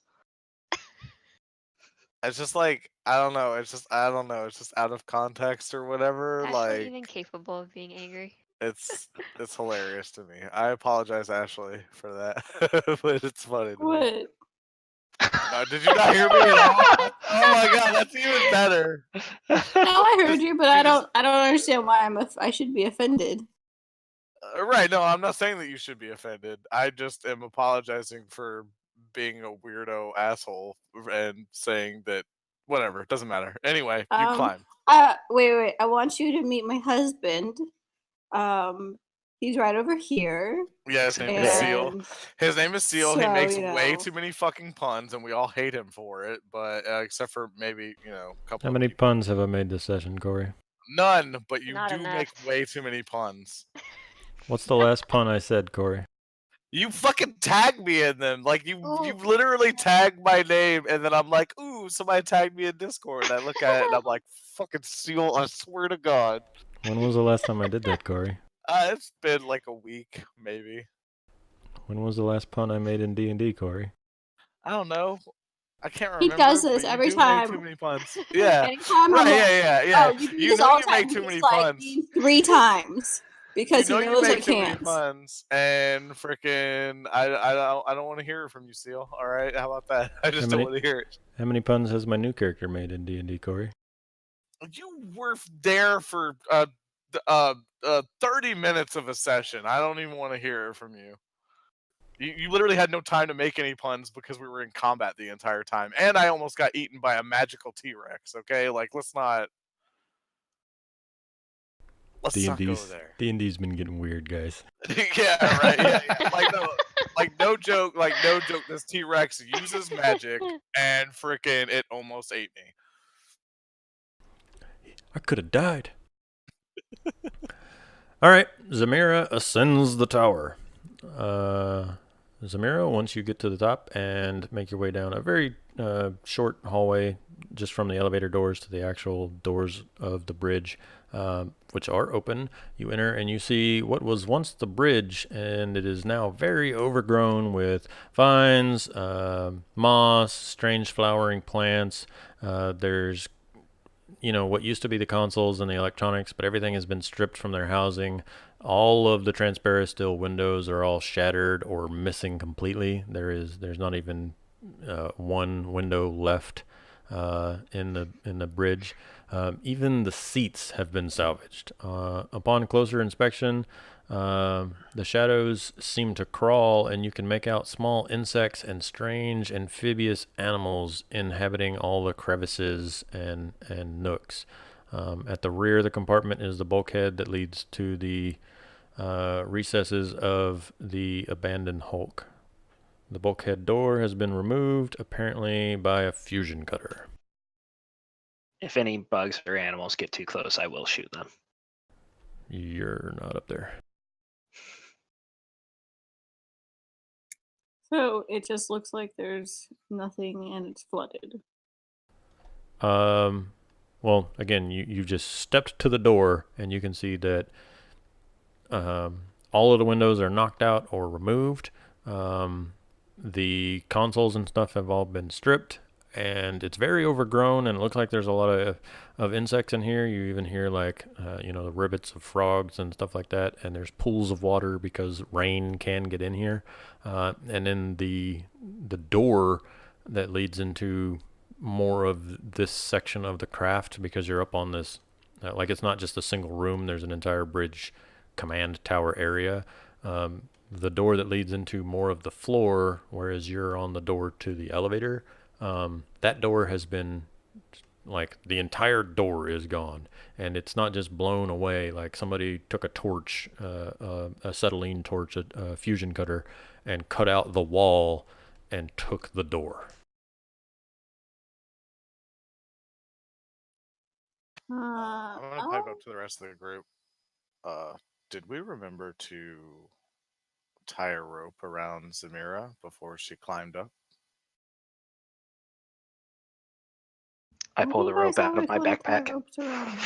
Why would we need to do that? so that she could perhaps help us if we were to climb up this shaft. But now that that's Ah. established that we did not do such a thing, We can I just think toss we're it up all. to her. I'm gonna yell up the shaft. Zammy, come back. We need to tie you up. I'm gonna look down at You him could just throw like a grapple. and then walk into the room. I want to see what else is in here. Oh boy. Make an average perception check. I'm gonna keep an eye behind us while we're Yep. just We were standing just here. about to say maybe we should Yeah. be.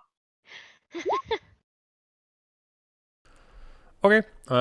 You do your best to avoid the bugs and the creepy crawlers and stuff. But you fish around a little bit, and let's see how it words this here.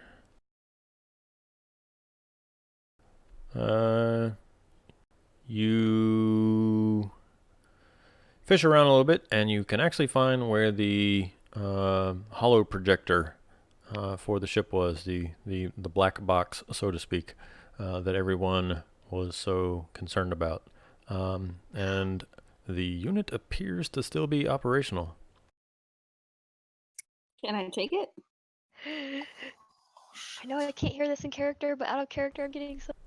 Yep, I know. you can you're take it. triggering me. All right, take it, and I'll bring it back down to the group. Okay. So for those of you, sitting cross-legged in the barracks Yes. down there, you're just waiting. Samira's gone for. It takes her, 5 minutes to get up, and then you can no longer hear her climbing in the elevator shaft, and 10 minutes pass maybe, and then you can hear her coming back down.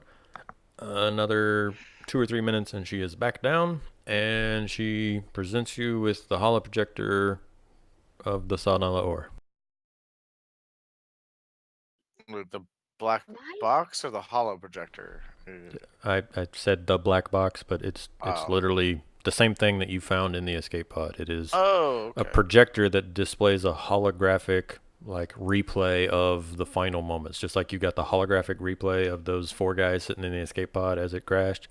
You droid, also IT droid, and the 2 pilots know damn well that this would be a holographic projection of the final moments on the bridge, basically. Can we Maybe, I access don't know. that I right now, or do I we haven't have read to- the next paragraph. If you would all give me a moment, I can integrate with this and perhaps get it working again. Yep, Okay. so you and IT3 are both super excited, and the device appears to be functioning, and the 2 droids kind of, scoot everyone out of the way so that you can get a, good open area for the hologram that it's going to project. And We both do like the one arm over the shoulder hug, and we're just sitting there holding it and like fucking messing with it and stuff, and we're so excited.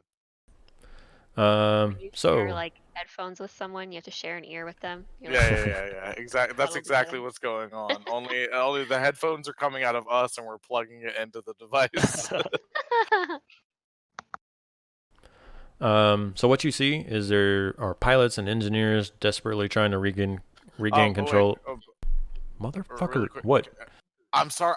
It's just, are we able to project this for everybody to see, or is it something Yes. that, we're seeing in our heads? Okay. I told you, you cleared off a section of the floor, and you got the device ready to project for the group. The group is Okay. in a circle, Popcorn. ready. Got your popcorn. Here we go. I apologize. Pilots and engineers desperately try to regain control of the ship as it plummets towards Tolgana's surface. Their faces are contorted in fear and desperation. Pacing back and forth amid the chaos is a young Captain Harsal, who barks orders from the bridge. At his side, a white-haired Arconian woman looks on in despair, bracing herself for the impact to come. Harsal stops without warning, shouts one last command, and then pulls the woman to the floor for cover. As she falls, you see her stark white eyes glow wide with terror, and suddenly the playback scrambles and cuts out.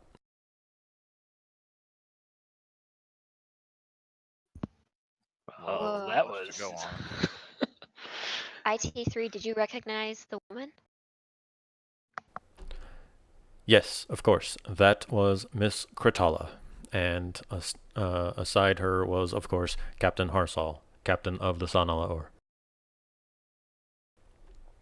Kratala being the one who supposedly betrayed the Chancellor. I'm trying to think of the Well- exact way that I worded it, but IT3 will regurgitate. No, not betrayed. The Chancellor insisted that she work for him, and she very insistently refused. And when he sent people to capture her and force her to do that, she opted to instead defect and escape with Captain Harsal. She never worked for the Chancellor to betray him.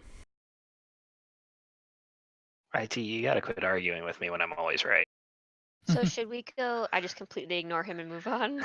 Should we, you think, take this information back to our ship, or do you think we should continue searching? I think that's what we came for, really. We gotta Unless- find the treasure, though. Right, but No, it's we're- not gonna. Oh, go ahead. We're looking for the information that the captain had or her, but based on this information, it looks like that she possibly died in the crash. And we're not 100% sure about the captain or her demise for that matter, considering that it scrambles at the end there. So, actually, I'd say that we're still very much so on the search for either one or the other of these two people for the information that we're looking for Mr. Riom. So we're pretty much in the same spot. More or less. This information was actually a lot less fortuitous than I thought it would be. Okay. Well, maybe we could do like a short rest or something, and then go to You guys get that? follow the trail. Yep. Yeah. Oh yeah. Okay. Yeah. So that's the chick you see in the thing. That is a fucking cool picture. I really like the artwork for this. Yeah, looks awesome. All right. Well, I think our only option left is to go down the hatch, right? Well, again, there's large portions of the ship that y'all can explore through and look for other stuff. But like the named rooms off of that first passage, you could head into the down that hatch, or y'all can just go into like free form explore the ship mode, where I, the GM, must invent bullshit for you. Can you invent bullshit that has lots of credits in it? Yeah, I vote not that.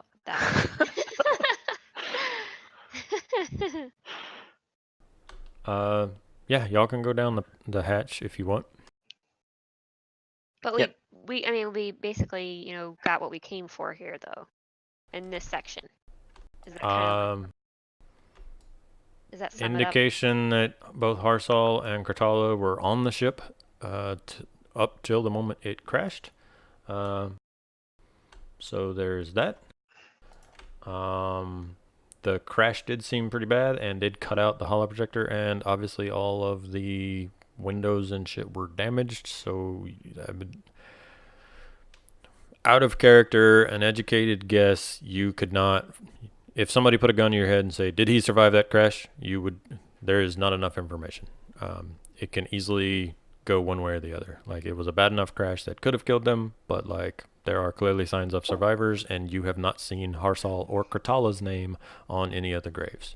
So you have more information, but you are not closer to an answer, if that makes sense. I say we go down the hatch and then we look for survivors. What do you guys think? Yep, I agree. Yeah, Sounds like yeah, a good sounds idea. good. And when you say we go down the hatch, I'll go down the hatch, you just hang Yeah. out. all right, cool. Okay. That's why we're such a good team. All right, once we get there, and while he's going down the hatch, if I looked at how much water is actually down there, because I'm not just going to let him go by himself if I can help it. So this is not the flooded sections. Yeah, it's just kind of puddling down there and running off so somewhere else. This this chunk of the ship is not in the lake like the engines were. Okay. So there's not flooded rivers and stuff. Everything's just damp because it is river adjacent in a jungle and it rains a lot.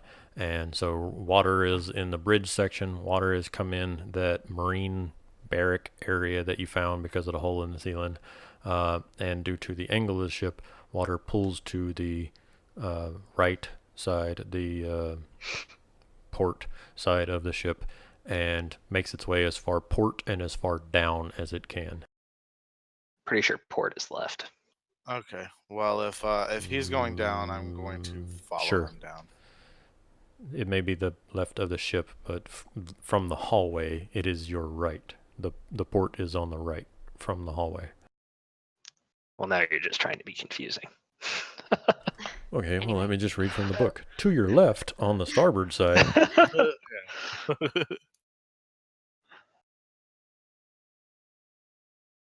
Okay. Yeah. If the coast is clear and everything's going well, then I'll follow. But for the time being, I'll keep watch up top with Kodo and Zamira. Unless you want to go down too. It's up to them. They got 2 people going. I'm sure that's fine. Famous last words. Yeah, right. Yeah, I just didn't Yeah. want anybody to be going alone. Right. Come on, Sammy. I'll take care of you. Please don't call me that. Samwise. That's not any better, honestly. Oh, I thought you were gonna say, "Oh, that's not so bad."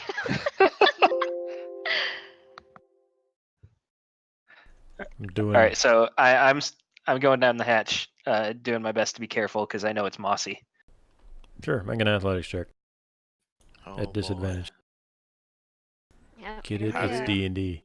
How do you do disadvantage? What? Okay, just make an average athletic check. All right, so I'm gonna fall down the hatch, Oh my Yeah. god. being careful because it's mossy. Well, I guess technically you didn't. Okay, so you get down there, and everything is mossy and rusted, and you spend the greater part of until you get bored searching around, and there's more hallways and stuff like that. You're pretty sure that the one heading towards the front of the ship will lead to those sections that you saw where it's actually buried into the river itself. Right. You think the water that is in here slowly makes its way, and that's where you saw the small waterfall out of the front of the ship. But not too much of interest. And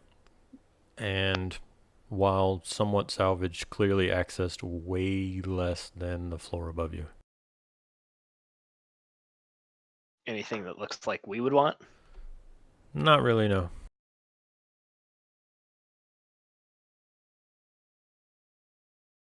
All right. Let's make. Well, like I'm gonna choosing- get on the comm link and tell everyone that I have not found much.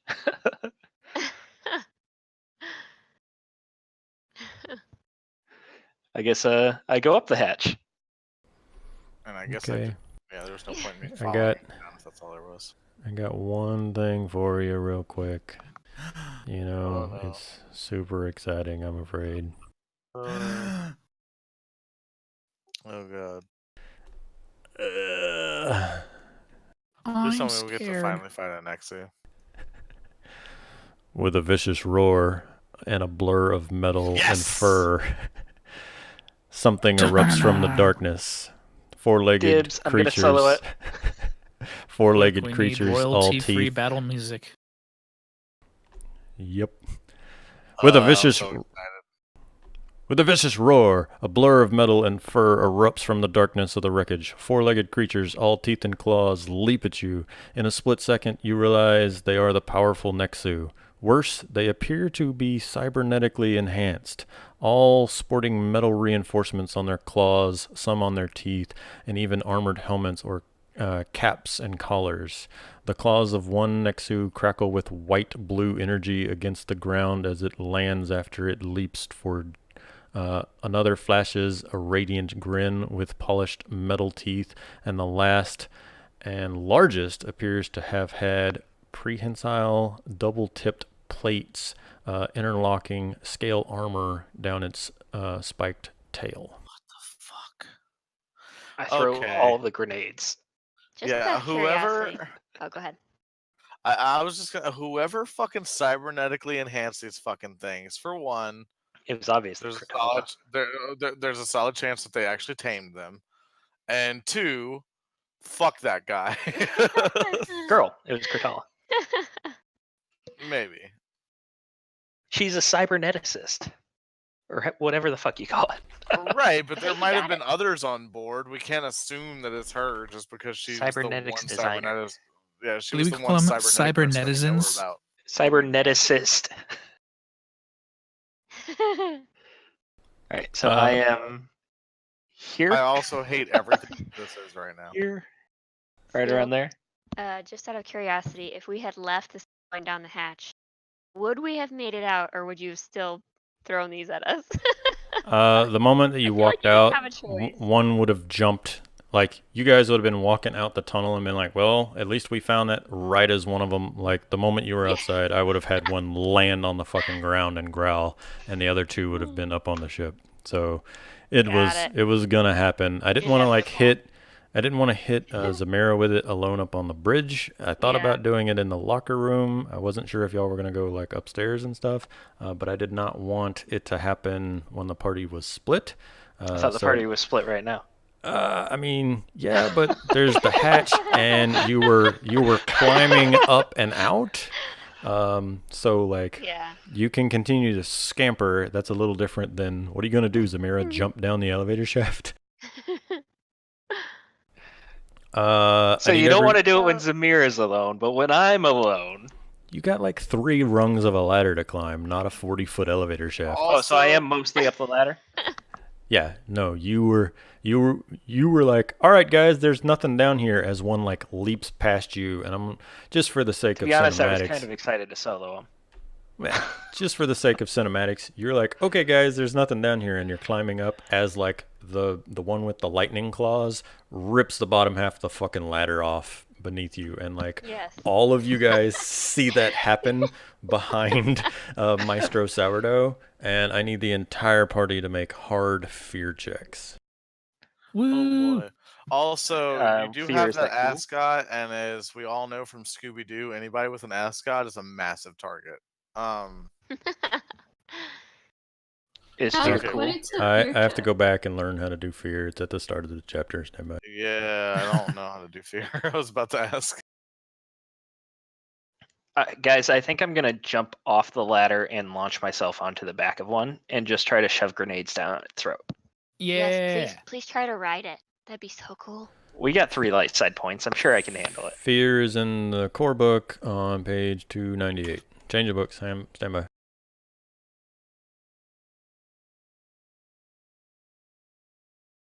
We really need to learn these rules. And Well, fear's a little more obscure. But for us, it would be under. It would still be under like our skills. Anytime discipline or cool is used to counter a fear check, I'll let y'all pick discipline or cool while I continue to read this section. I guess It's cool. hard. We were all kind of just chilling. I'll go with Damn cool. straight. So hard is 3 point. Yeah, but we kind of knew they were in the Uh-oh. area. Oh no. You did Right. know there. You did know that there was stuff in boy. the ship, but nobody had actually infra binocular scanned for a little bit. So I had been waiting on somebody to be like, "I look everywhere," but it's not so Yeah, I much. should have done that. Yeah. Only thing to fear is fear itself. Yep. All right. Ain't that the truth? So I need a couple more fear checks. Whoa! Ooh. I'm not scared of anything. Wow. Guys. You're I'm actually kind of invincible. reckless. You're so not scared that you're taking chances. Yeah, it's Causing it'd threat. be I bad. got my if- sweet it'd be bad. duster. I got my not charged vibro knife. Probably Yeah. not sharp either. It's all right. Bring it on. Like fucking Drax, I'll like jump inside it, like try to cut it from You know what? inside his Whenever she pulled it out from where she found it, it instantly sharpened itself. That's If you want to use a destiny point, you can have that knife be charged. Since we're halfway, or more than halfway through the session, and nobody has used any destiny points, except Let's garage be real, door opening. You don't want to get close enough to use the knife in the first place. So here's how fear works. This is the suggested minimum failure effects for fear. A failure is going to add a setback to each action you take during the encounter. Threat on top of a failure, if you have at least 3, you suffer strain equal to the number of failures. If you generate 3 threat or more, the character can become staggered for their entire first turn instead of strain. And then there is no despair, because I didn't up any of them, despite the fact that I totally should have on Maestro. So if we got 2 or less threat, then we're okay. Successful interpretations. The character avoids any fear effect except those triggered by threat. Advantage, you can gain a boost on your first check. Spending multiple advantage to grant additional boosts to your first check. And triumph, nobody had triumphs, right? No. Correct. Well, I didn't. That's Correct. for sure. Okay. So again, failure is a setback during the entire encounter on everything you do for anyone who failed. Anyone who generated 3 threats, you're going to be staggered for the first round, first turn of the encounter. Anyone who succeeded avoids any effects of fear except for if you had 3 threats. If you succeeded but had 3 threats, you still are staggered on the first turn. Damn. Okay. But you get over it and you move forward. Advantages give you boosts on your first round actions. I don't think anyone got advantage. Right, but I didn't get any failures. I just got 2 threats. So you do not have, you don't get any failures, so no setbacks, and you also do not have the 3 threats required for the staggered. However, if you look at, we'll look at Zamira and Tally because they're great examples and they're right next to each other. Tally succeeded and does not get any setback dice for the encounter, but she has 3 threats, so she's staggered on the first round. Right. Zamira failed and thus gets a setback for the encounter, but then is also staggered for the first round. Okay. Kodo gets setbacks for his entire life, I think. Yeah.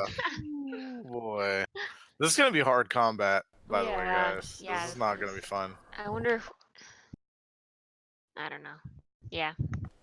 We'll make it work. It's fine. I mean, all y'all have fought is some fucking tree monkeys and tree octopi, so it's about time I threw something hard at you, right?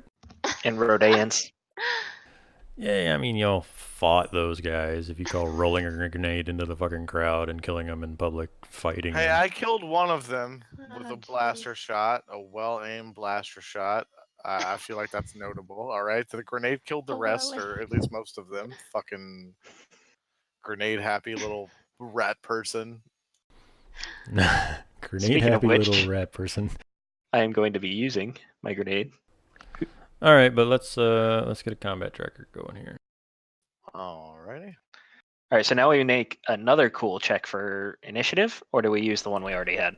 We're gonna use the new ones, so the turn Okay, order thing is so- up, and you guys should all be able to roll. Alright, so just basic But- cool checks, no setback or anything, right? Clear the dice pool and just make a cool check.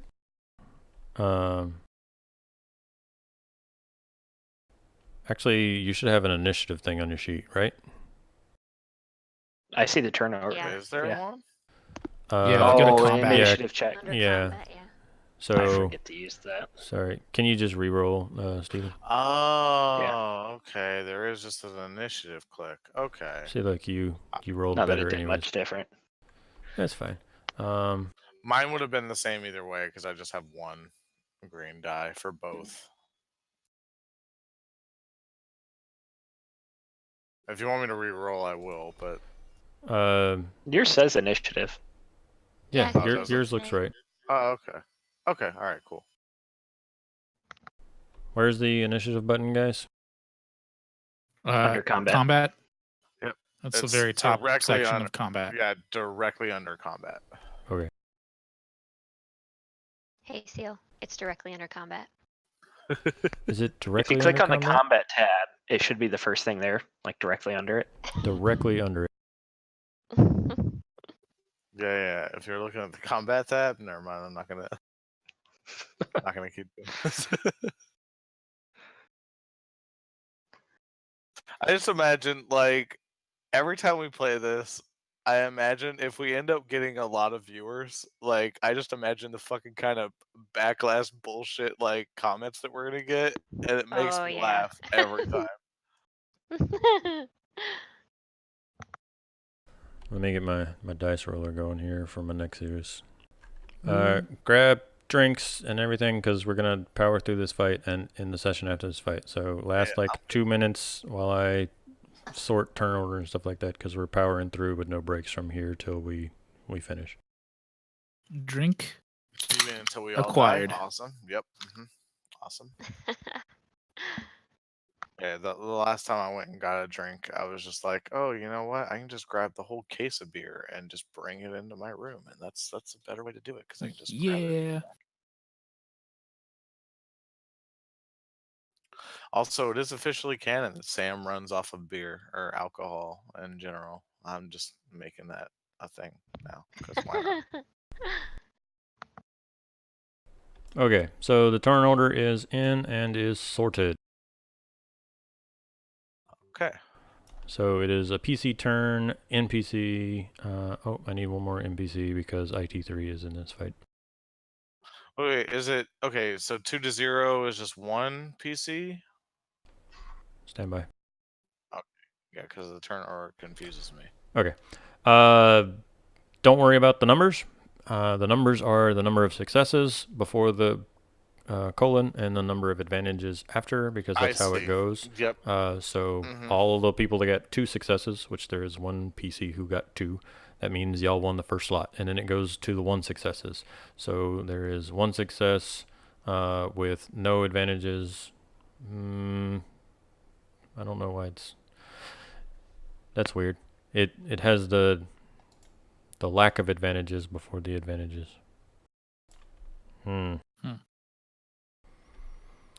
Whatever, we're going with it. The 2 successes goes first, and then the 1 successes, and then the no successes, and it's routed by within the individuals. It's routed by number of advantages, since you're tied on successes. Okay. Still didn't fix it. I don't know. Fuck it. That's what we're doing. That's fine. It looks good.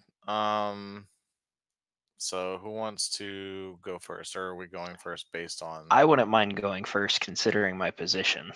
Yeah, that's fine. I'm totally cool with that. Just All right, keep in so mind- I'm like, sorry, go ahead.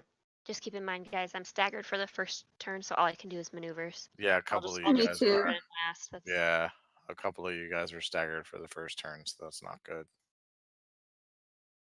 All right, so I am like 3 rungs up the hatch, right? Or down the hatch. Yeah. Sorry, I'll let you finish. No, I just know how much visual aids help me, so. Helps everybody, honestly. Hmm. Yeah, I think we all need to move our tokens up 1 a little bit for that. So the shitty T yellow hallway is the top floor, and the hatch is where Maestro is. So, Okay. Maestro, you are technically on the floor below. No. Get yourselves out of the wall, and however, whatever. Y'all were in a clump, basically. The Nexu are on the floor below, but will very quickly be doing things. So, do things. All right. I would like to scramble up the 3 rungs up the hatch, and then immediately turn around and throw a grenade. Okay. You can probably Can get you close the hatch? you can get the 2 little ones or the 1 big one with your grenade. Which do you want to do? The hatch was removed, so we can't The close hatch it. was very specifically noted that it was removed. I was just teasing. I'm Me gonna too. do the 2 little ones. Okay. Remind me how your grenades work. Short range, ranged light skill. Okay. Blast 6, limited ammo 1. Yeah. Short range. What's the difficulty? A short range difficulty is average, right? 2 purple. Yeah. I thought short range was single. Or Yeah, yeah. You're right. Medium is 1 2. purple. Yeah. Thank you. I am short range away, right? Yeah. I mean, the range on the grenade is short, so I can't throw it more than short. Right.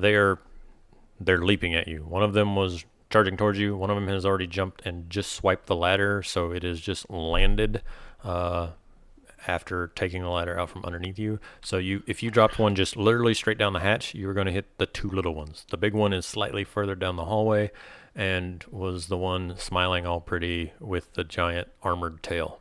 Gotcha. All right, that did not work. What the heck? That didn't do anything. Might wanna. Huh. What did I do wrong? Bad maestro. I just clicked on the button. Yeah, it's No. Roll 20. It's roll 20. Roll 20 is being gay. No. You might need to Just make a ranged light skill. or exit, and there you go. Yeah. Hot Oh, that's damn. Fucking fantastic, actually. Nice. Draw first blood. How much damage does that do? That is 8 damage, blast 6, critical 4. I can't do critical because I got no advantage.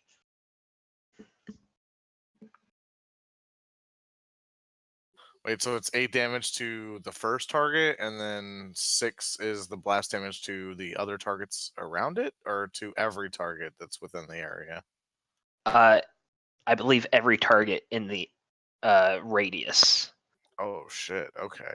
But Goddamn, he said grenades there is were only really 2 in the good. radius, so it should be 8 to 1 and 6 to the rest, or to the other. Okay. Let me look that up just to be safe, but yeah, let's go with that. Sure. I'm going to go verify their soak and whatnot. That is fantastic.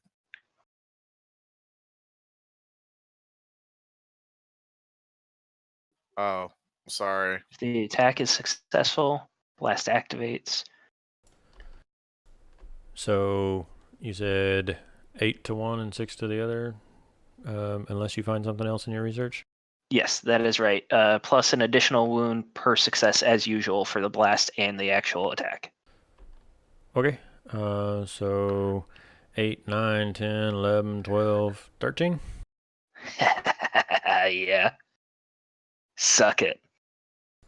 So I count 13 to 1, and then the other was 2 less. 11.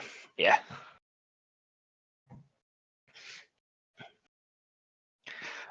Oh, and as I do that, I am yelling my Chandrafan war cry.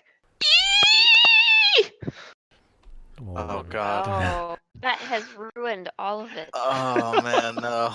Oh god, no. It's very fearsome if you know the language. Yep, It but was we fearsome without don't. knowing the language. I clap my hands over my ears. Good job there, Maestro, but we can't understand that. It sounds horrible. I think you should say it again, but once more with feeling. Oh my gosh, don't. I got it that time.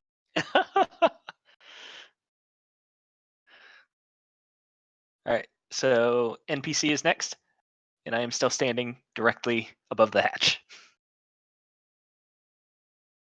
So your entire movement was to just go up the rest of the rungs, like you can't move back any further? Oh, I'm tanking. Oh, I got tons of health. Okay, so you're done, and that is not good. That's not true at all. So it's going to be the one that took the most damage. It's his turn now, and he is going to leap up. out of there because he can, like a cool thing. He's going to use his maneuver to... Why so many windows? So he's going to use his maneuver to aim first, and then he's going to... The leaping wasn't the maneuver? The leaping is the maneuver, is what I mean. And then he's going to...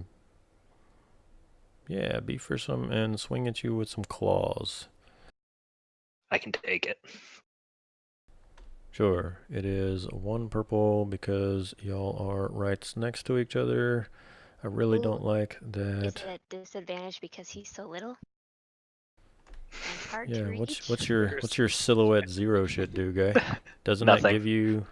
Only if Okay. a starship's shooting at me. Okay, I'll make sure to call down an Imperial Star Destroyer momentarily. Yeah. You'll have trouble hitting me. Gosh Sorry, I darn it. tried. Oh my goodness. I don't like the way stat blocks are set up in this book. I really should have built character sheets for these guys.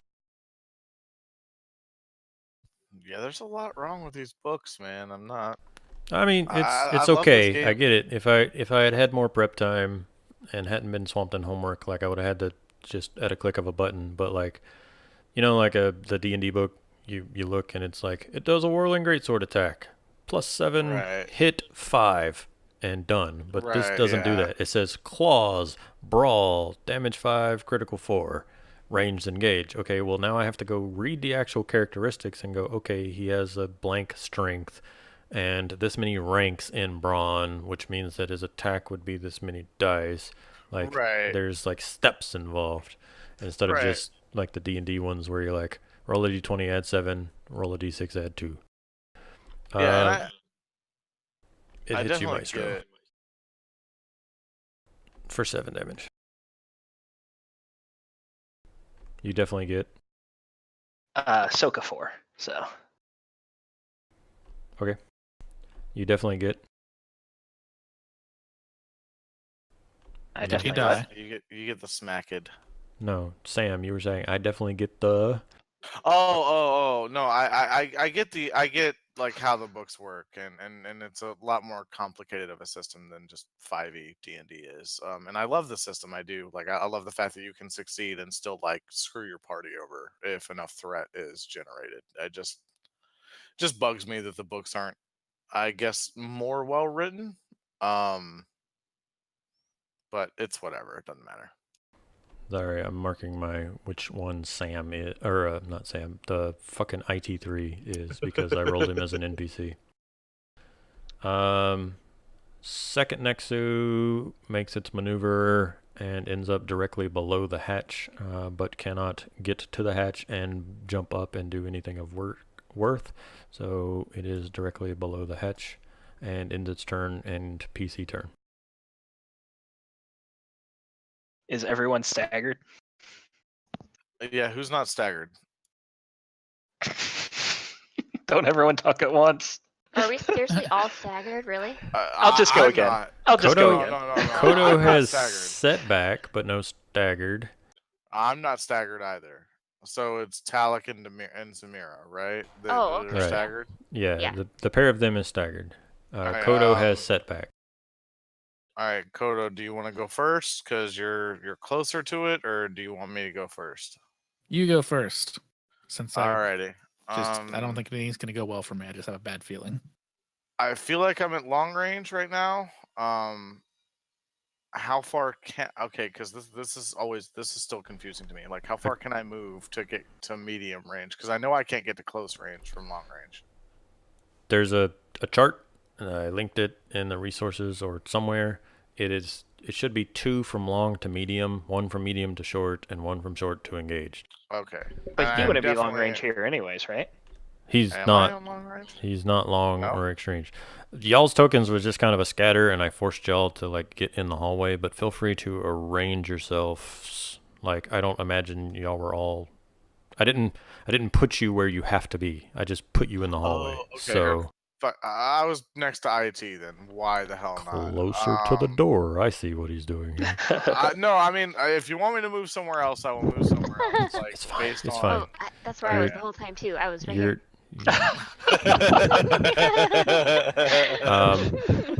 A couple of y'all were short range from the hatch, and a couple of y'all were medium range from the hatch. So Okay. I was so I'm engaged medium with the range. hatch. I'm Yeah. gonna move. I'm gonna move to short range. Oh, things are although serious, huh?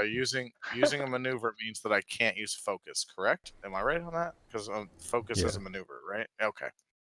So I will just attack him, which at this range is 1.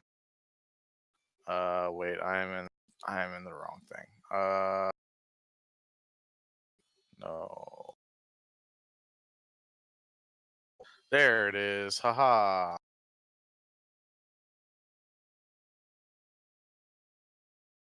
Shoot. Oh wait, I have an actual weapon for this. God damn it. Oh, nice. I did use the wrong thing. It was a success, though. Yeah, Yeah, it was. That uh, okay, yeah. Click it so we can see how much your weapon does and stuff. But we're using the first roll. Okay, so you do 7, 8 with the success. You do not have enough advantages to crit, but you can pass the advantages on to somebody else as boost die, especially yeah, I'll to pass. the people that have setback dice. Yeah, I'll pass my advantage on to Kodo. Since Woohoo. yeah, since he's the only one that can actually go this turn besides me and Maestro. Okay. I want to shoot at. The blue lines are where short becomes medium. Okay. Is So this can turn I- order right? Can I shoot that guy? Right. This one. Stand by. It's not your turn yet. Oh. You did get the boost, but the current PC turn Oh right, was it's Sam, NPCs next. my and bad. then it goes to NPC. So the other Nexu, you hear it. You hear the claws on metal down there, but you do not know where it went. And then it is Sam's turn, and Sam will shoot. I don't know if I made a fear check for Sam. Or not Sam. Fucking IT3. Sorry, droids. They all look the same. Oh, is that right? Is that right? Fucking racist. Sam is going to shoot at the guy. Sorry. I never loaded any weapons for Sam. Cool. We'll just do it on the old phone here. I feel like you're doing it on purpose now. What am I doing on purpose now? Calling IT Sam. It's because you love me so much. He does not hit, but he does have an advantage and can pass a boost on to Zamira. He also fucking moves back. Because he's a big damn hero. And PC turn. All right, Kodo, finish him off. Okay. I want to shoot him. You have a boost. Don't forget to add a boost. Oh, I also have a setback, don't I? Yes, but So then. they both I mean- they don't cancel each other out. They just Oh. both Yeah, go yeah. into the pool. You You can gotta- actually you gotta maneuver roll to aim everything. first as well. That is true. Okay. Do they give me another boost or Yes. doesn't that help? Yes. Okay. Yep. Yeah. So then I'm just So 2 boosts, 1 setback, and then your regular, and then 1 a regular hard or whatever. So Purple. 1 purple. Yeah. one purple. Yeah, just you're in 1 'cause short you're- range. If you yeah. take a step back, it will be 2 purple. I will stay there and do Which is the good because you aiming use your and- maneuver to aim. Shoot it. and away Kill it dead. we go. Nice. Yeah. Oh, That'll do some shit. Yes. Holy. Okay, so 6, 7, 8, 9, 10, 11 damage. And 2 advantage. I thought you said Nexu were hard. Ooh. Oh, don't say that. Yeah, Please please don't don't say do that. that. Please don't do that. Next thing you know, we'll all start getting despair every time we roll. Yes. It's Nexu show the up. worst. Yes, oh my yeah, God. yeah, it's just the worst things. Hey, did you guys ever hear about the worst smuggler crew that ever existed? No, because that's because they died on this planet, on this jungle planet. Yeah. For these cybernetic Nexu. And the droid they were supposed to protect got destroyed and ripped apart. Because, why wouldn't he? Tali, Zamira. They're both still. Yeah, I Is it can still only do the a same maneuver. turn order? Let's box this Yeah. guy in so that they have trouble bringing the rest of them up, though. We can kind of use this as a bottleneck.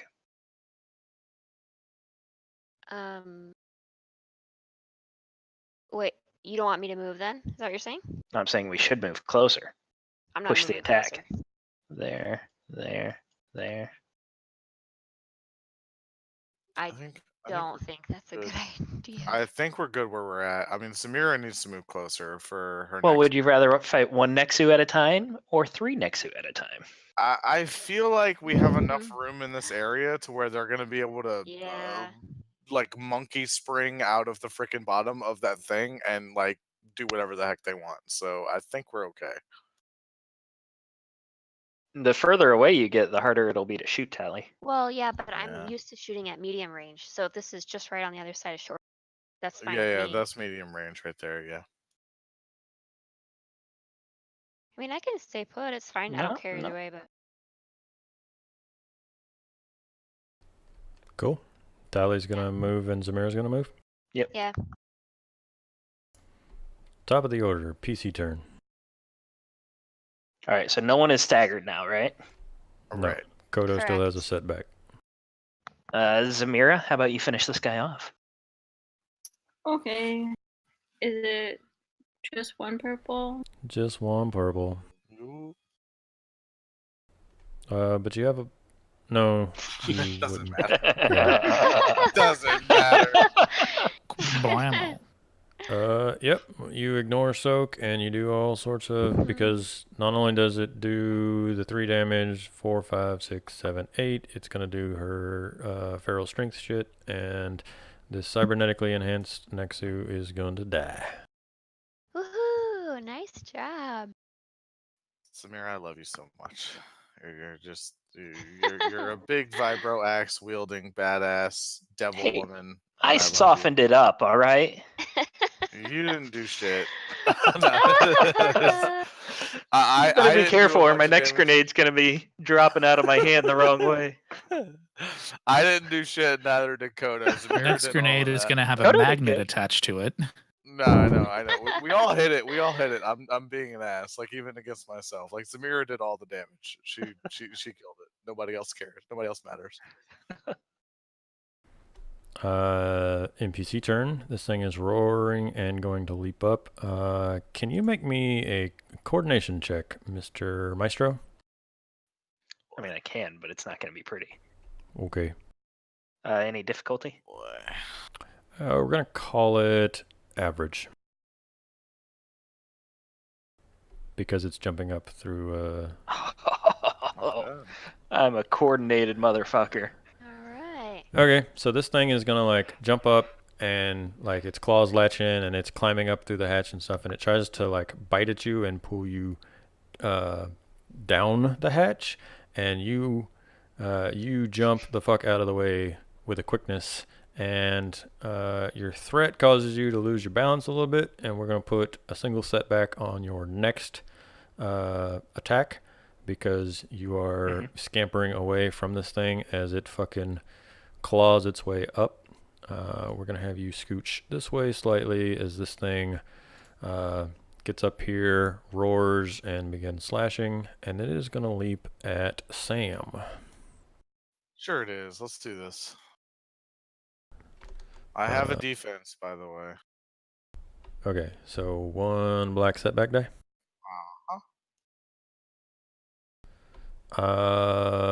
Failure, but 2 advantages. So Wasn't it? moving on.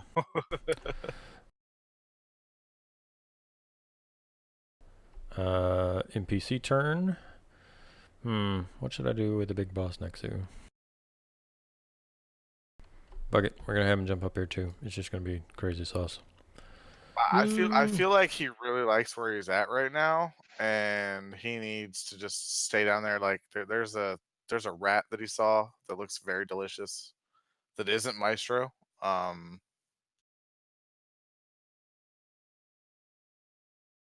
That's my opinion. Stand by. I'm going to read things in the book real quick. That's fine.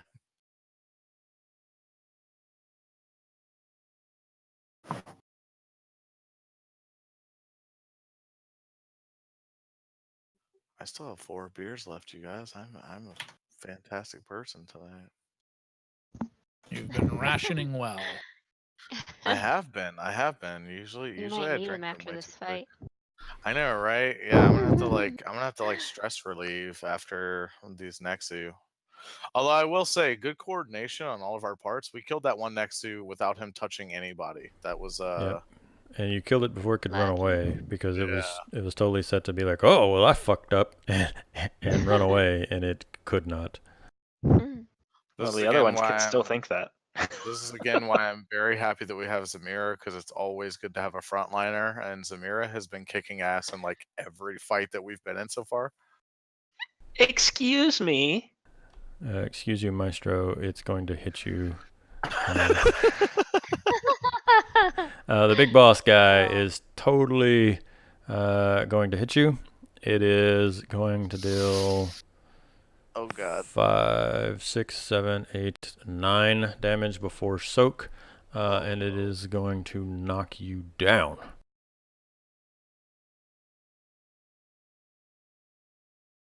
Ow. And it is a PC turn. I'd like to go next, please. Wait, didn't you? Did No, you not Zamira go went. over it? No, Zamira went. Okay. Yeah, if you want to go next, then go ahead. I keep wanting to say Zamirakwai. Uh, All right, Hey, so I Jamiroquai's can badass. access my stim pack as an incidental because of my belt pouch. And I will be using that on myself to heal 5 wounds.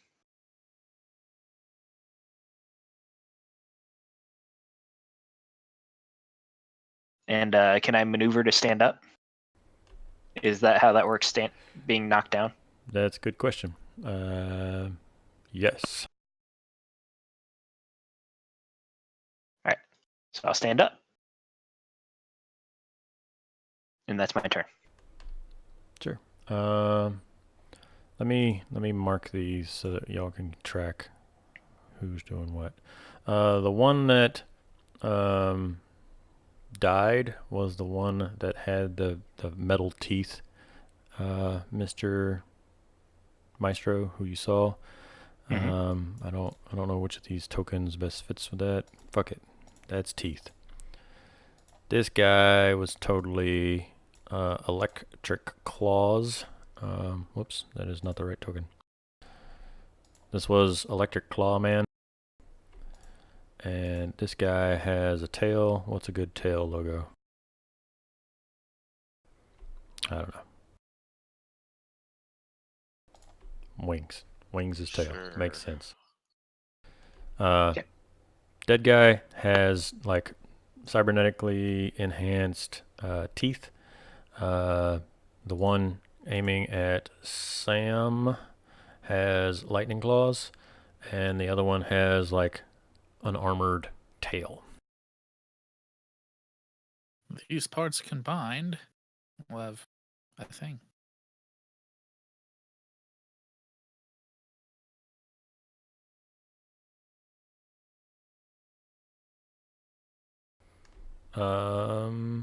That was a PC turn, and we're at NPC turn. We're gonna have Electro Claws do some damage to Sam because he's talking shit. You got a setback die? I shouldn't be laughing. Yeah, he has a about- setback die. Yes. I think you have to remove one NPC turn from the turn order as well. I do need to do that. I do. I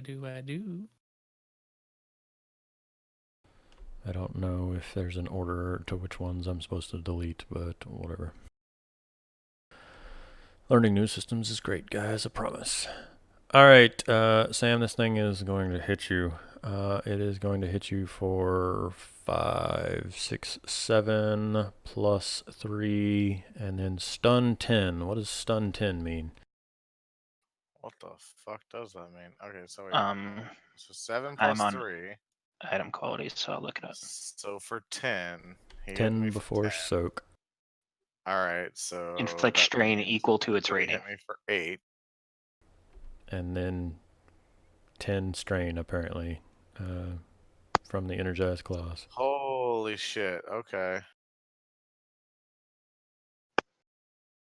It's Wow, still I'm- reduced by soak. Okay. Oh, is so it? Okay. 10 minus soak then. I Thank think you, Steven. it does stun damage instead of regular damage, though. So, like, you don't take wounds and strain. It literally says add +3 damage and stun 10. That's all the information it There gives you me. go. Well, I'm fucking really fucked up now, but okay. Yeah. You're fine. Oh, no, I'm not. Not even a little bit. If I take one more hit, I'm dead. Like, that's how this is going to go. Well, you're a droid. You can be repaired. How many times did C-3PO die? Let's be honest. Technically, he never died. At I'm all. pretty sure the stormtroopers killed him. Nah. And he was beheaded in episode 2. So, Right, but he was still talking the entire time. not in episode 5. Yeah, but fucking, he Okay, just so seemed to be turned back on. That was all. so one more next to. Yeah, sorry, there's another one of those things where there's an asterisk and I have to go to a completely different chapter to read about this cybernetic enhancement.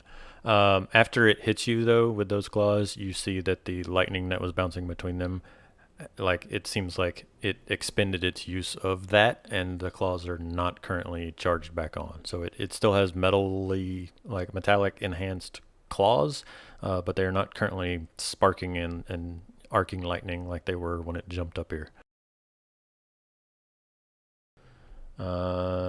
It permanently adds 3 damage caused by the claws and stun 10. So I think it does both. Yeah, sounds right. I mean, I was just reading, like, the player definition, so. Chess. He rolled no triumphs, though, so that cool thing does not happen. And it is now Sam's turn, which is what the S stands for. You mean Nice. IT's turn. I mean, IT turn. Sorry, the S was a joke, and now it's actually fucking me up. IT Oh, spends his jeez. turn fucking run away. What a bastard. I'm going to scrap him when we get back. So of the PCs, Zamira and Maestro have gone, right? Correct. Okay. So now it is the 4 other turns. Sam, do you want to do anything that's like urgent, like kind of like either disengage and get away? Yeah, I need to get the fuck away from this thing. Or... Okay. Yeah. So okay, how does disengage and all this stuff work? Like, do I You just use move a away? maneuver to unengage. Okay, if I'm using maneuver to unengage, can I still attack, or is it like disengage an action, like in D&D, where like I use an action to disengage so I can't attack? But you can use 2 maneuvers, right, Steven? Yeah, you Yeah. can turn your action Your into action a second into maneuver. a second maneuver, like how 4th edition D&D used to do. Or I think you can take a strain to do Oh. another maneuver as well. Yeah, so Okay, you could, alright, so in this situation, you could disengage and run, or you can disengage and run and shoot, but you would take strain. okay, so all I can do is disengage and run, but Or I can't shoot unless I want to take strain. correct. Okay, alright, so oh god, this is a terrible decision. Fuck it, I'm gonna shoot him. Yeah. But you So- used a maneuver to disengage, or you're just gonna stay close to him. I mean, does disengage? Okay, being engaged with him, does that make it harder for me to shoot him? I am unsure on that. If you disengage but remain within short range, it is a single purple to shoot him. If you disengage and you use a maneuver to disengage and you use a maneuver to move from short to medium, it is now 2 purple. Right, but I'd have to take a strain And a to do strain. that. I'm trying. Yeah, Right. I'm trying to get away from. I already Yeah. took enough strain. Like if So, I take too much more, it's not Your good. your first maneuver is to disengage, right? Which leaves the engaged bracket of closeness and moves you into the short bracket. So you could be anywhere in the blue line on a single maneuver, right? Oh, okay. You're not. Again, it's a little different. It's not meant for the grid system. Right. But Okay. the disengage doesn't mean that you don't move like D&D. Disengaging means that you are no longer entangled with that item and are anywhere in the short arc in a single maneuver. Okay. All right. 'Cause All they don't right, have so, attacks of opportunity, right? All right. So Not what I'm that I going know to of. do then? What I'm going to do is disengage and get over here because Zamira is Miss Meat Shield and I love her and she's going to protect me because she protect, but she also attack. Also, She need a snack. I'm gonna say, Mhm. but also we stick magnet on your back. that does actually happen. But also, yeah, she does. You know what? We need to make a fucking meme for that. Anyway, I'm gonna attack this piece of shit because I don't like it. Just it doesn't make me happy. Haha. So 7, 8, 9, 10 damage to this next to here. Okay. You know, minus soak and all that. It super sucks that y'all got 4 fucking turns in a row. Well, one of them is the next round. Yeah. It's Yeah, 3 I'm at the just- bottom, 1 at the top. Yeah, I'm just saying, like, it's really just like with D&D. If all the enemies go back to back to back to back, it can really like. Yeah, even if you get all your turns first, like if they go in a series, like unless you kill like a good 1 or 2 of them before they go and they get like a series of attacks, it can be very devastating to your party. Or to the NPCs that are supposed to run away at certain intervals and stuff like that. It's like, okay, well, he got 6 attacks directed at him in a row. So, PC turn. Who kills it? Who hasn't gone? You I'd or love Tally? I'd love to take a shot at it. Do it. Because of Sam's movement. Is he in my way now of Nope. shooting, or do I still have No, line of there's sight? enough room in here. I can probably shoot on that guy. Okay. No, again, map is to help you guys. It is not a actual representation of what's going on. Okay. Although I Kodo hit or Sam is pretty fat, so All right. I used a maneuver to get a boost. It is How dare medium you, range, so sir. it's 2. 2 purple. Why Whole did- bunch of nothing. Yeah, well, I was gonna say, Maestro, why a did I do blaster that? bolt like hits the paneling in the wall directly above your head. it's okay, Tally. You'll get him next time. Oh my gosh, I'm so annoyed. I didn't do it. All right. That Kodo? happens. Am I going? Am I doing the thing? You're doing a thing. Zamira is between you and the one with wings, the one with the armored tail. So you would need to adjust slightly if you wanted to shoot at that one, but you do have a clear line of sight at Metal Claw Man. I'll fire at Metal Claw Man. Please do. I still got my setback, yes. Yes. Yeah. 1 setback, no You boost. can You can still get a boost from aiming because you're not moving. Yeah. So you can use your maneuver to aim. But that's it. So 1 setback, 1 boost, and it's 1 purple. Right. And here we go. Blah, blah, Nice. blam. I'm going to use those threats to give a boost on that Nexu's next attack. But you do hit it, and you do 6, 7, 8, 9 damage. Woo!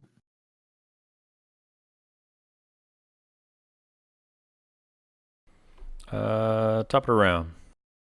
if you guys don't mind, I'd like to use another grenade. Well, Zamira hasn't gone. We're at the Yeah, top she- of the round. Yeah, she yeah. went.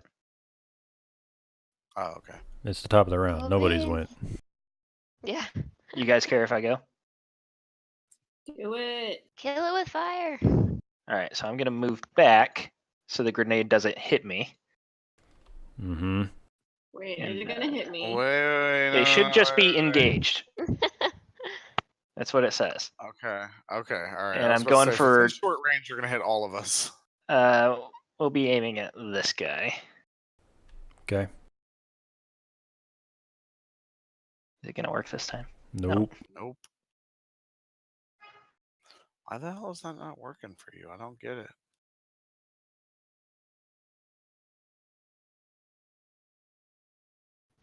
Yeah.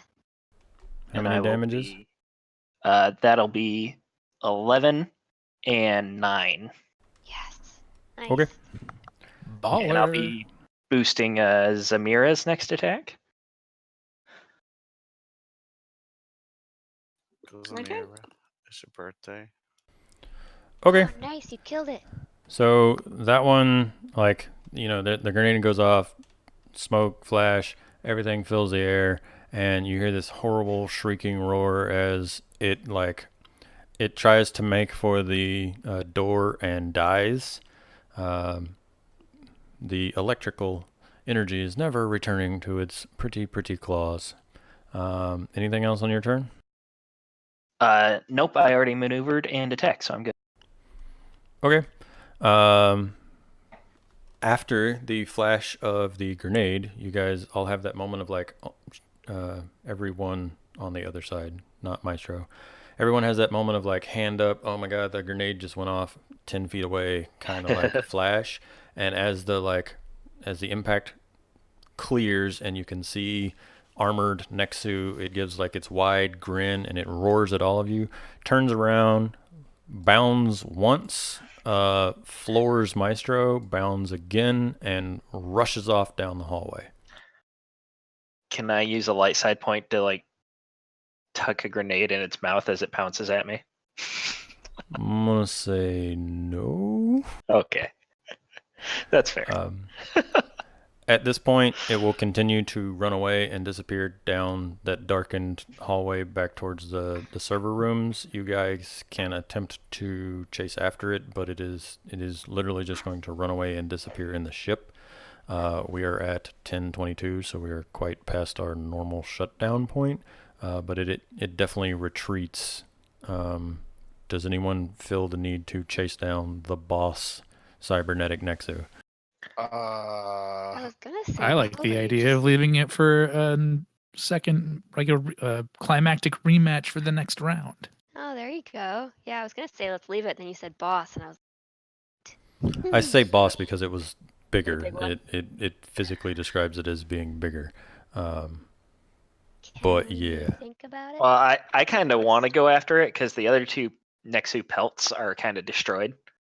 So I mean, it's still Maybe there. the Y'all can start next session by hunting it down. I just didn't know if Okay. anyone was going to be mad if I went, it runs away, and in the session here. No, go Maybe we- ahead. Yeah. Yeah, maybe we could think on it or vote on it or something and decide for the start of Yeah. next session. all right, so I'll Okay. start chasing it, and then I'll realize No, no one's don't- following me. Be like, guys. I Sure. literally have slash marks across my chest and like sparks coming out of me. Don't be because such I'm, a big almost baby. dead. I am Oh, quite no. literally almost dead. like there, Yeah.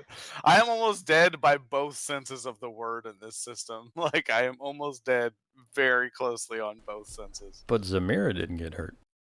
I took 0 damage. That's because Nice. Zamira is a Ooh. fucking badass and does the damn thing. All right, like that's what Zamira does. All right, cool. Our first encounter with Nexu and we all die, so I'm pretty happy about it. Yeah, Okay, so that's where I we're going was- to fade that session. One bounce and floor Maestro, and then one bounce, and it just turns a corner, and that's where this episode will pause. And you guys can pick up next episode whether you decide to chase it down or what. But it does appear like a bored mad scientist has decided to cybernetically enhance a pack of Nexu. Mm. It's a Where the shame. I was really scientists, hoping I we could hate get rid of them. Sam. How I dare mean, you? I bet you if you pushed him down that hatch real quick, it would finish the job. That would be enough damage. It might be, yeah. It actually might be. Like I am okay. Like to be. Let's put this into perspective. God damn it! Hang on. Let's put this in perspective. Immediately stop talking. Okay. No, so if I take 4 damage, right? Because I have 2 soak. So if I end up taking 4 damage, I die. I do have one more grenade. Oh wait, no, I'm Okay, sorry. fine. You have to go over your wounds, right? Like, so you have to go 1 point over to Mhm. die. Yeah. Yes. Yeah. Okay, so I'd have to take 5 damage minus my soak to die right now. Well, then you're very glad that the electro claws didn't stun your ass to death. Yup. It's a big bad. It's a big bad. I gotta repair myself. I also want to search these 2 next to for all their cybernetic parts because I want to take them for myself. But other than that, like, I'm sorry. People who Yeah, do I was- damage get to loot. I Oh, did a bunch of good damage, grief. and I actually killed one of them. So Yeah, No, shut you up. didn't. I thought Zamira killed one and I killed the Well, other. whatever. I did a lot of damage to it. You shut your I just want to note that if I had used dark side points to upgrade Clawman's cybernetic attacks, just so you get a whiff of how these things were, if I had used dark side points to give them dice capable of rolling triumphs, on a triumph the target is knocked prone and must make a hard resilience check to attempt to stand up if it tries within the next 3 rounds. So you're just Oof. on the fucking floor and you have to Yeah. pass a hard resilience check to just stand up if you try to stand up at all for the next 3 rounds. Because really you knocked were out of you. fucking getting But- tased. You know what? When you're prone, people get a setback if they use a ranged attack on you. So It would not be making ranged attacks. Oh boy, this was a fun session though. all right, I think we gotta go because we're moving. We gotta be at the office first thing in the morning. Thanks, Oh. guys. Oh boy. Had a lot Good of luck fun. on the move. Have Have fun. Bye. Bye. Bye. Thanks for hanging out, everybody. It was a good time. Let's do it again. Same time next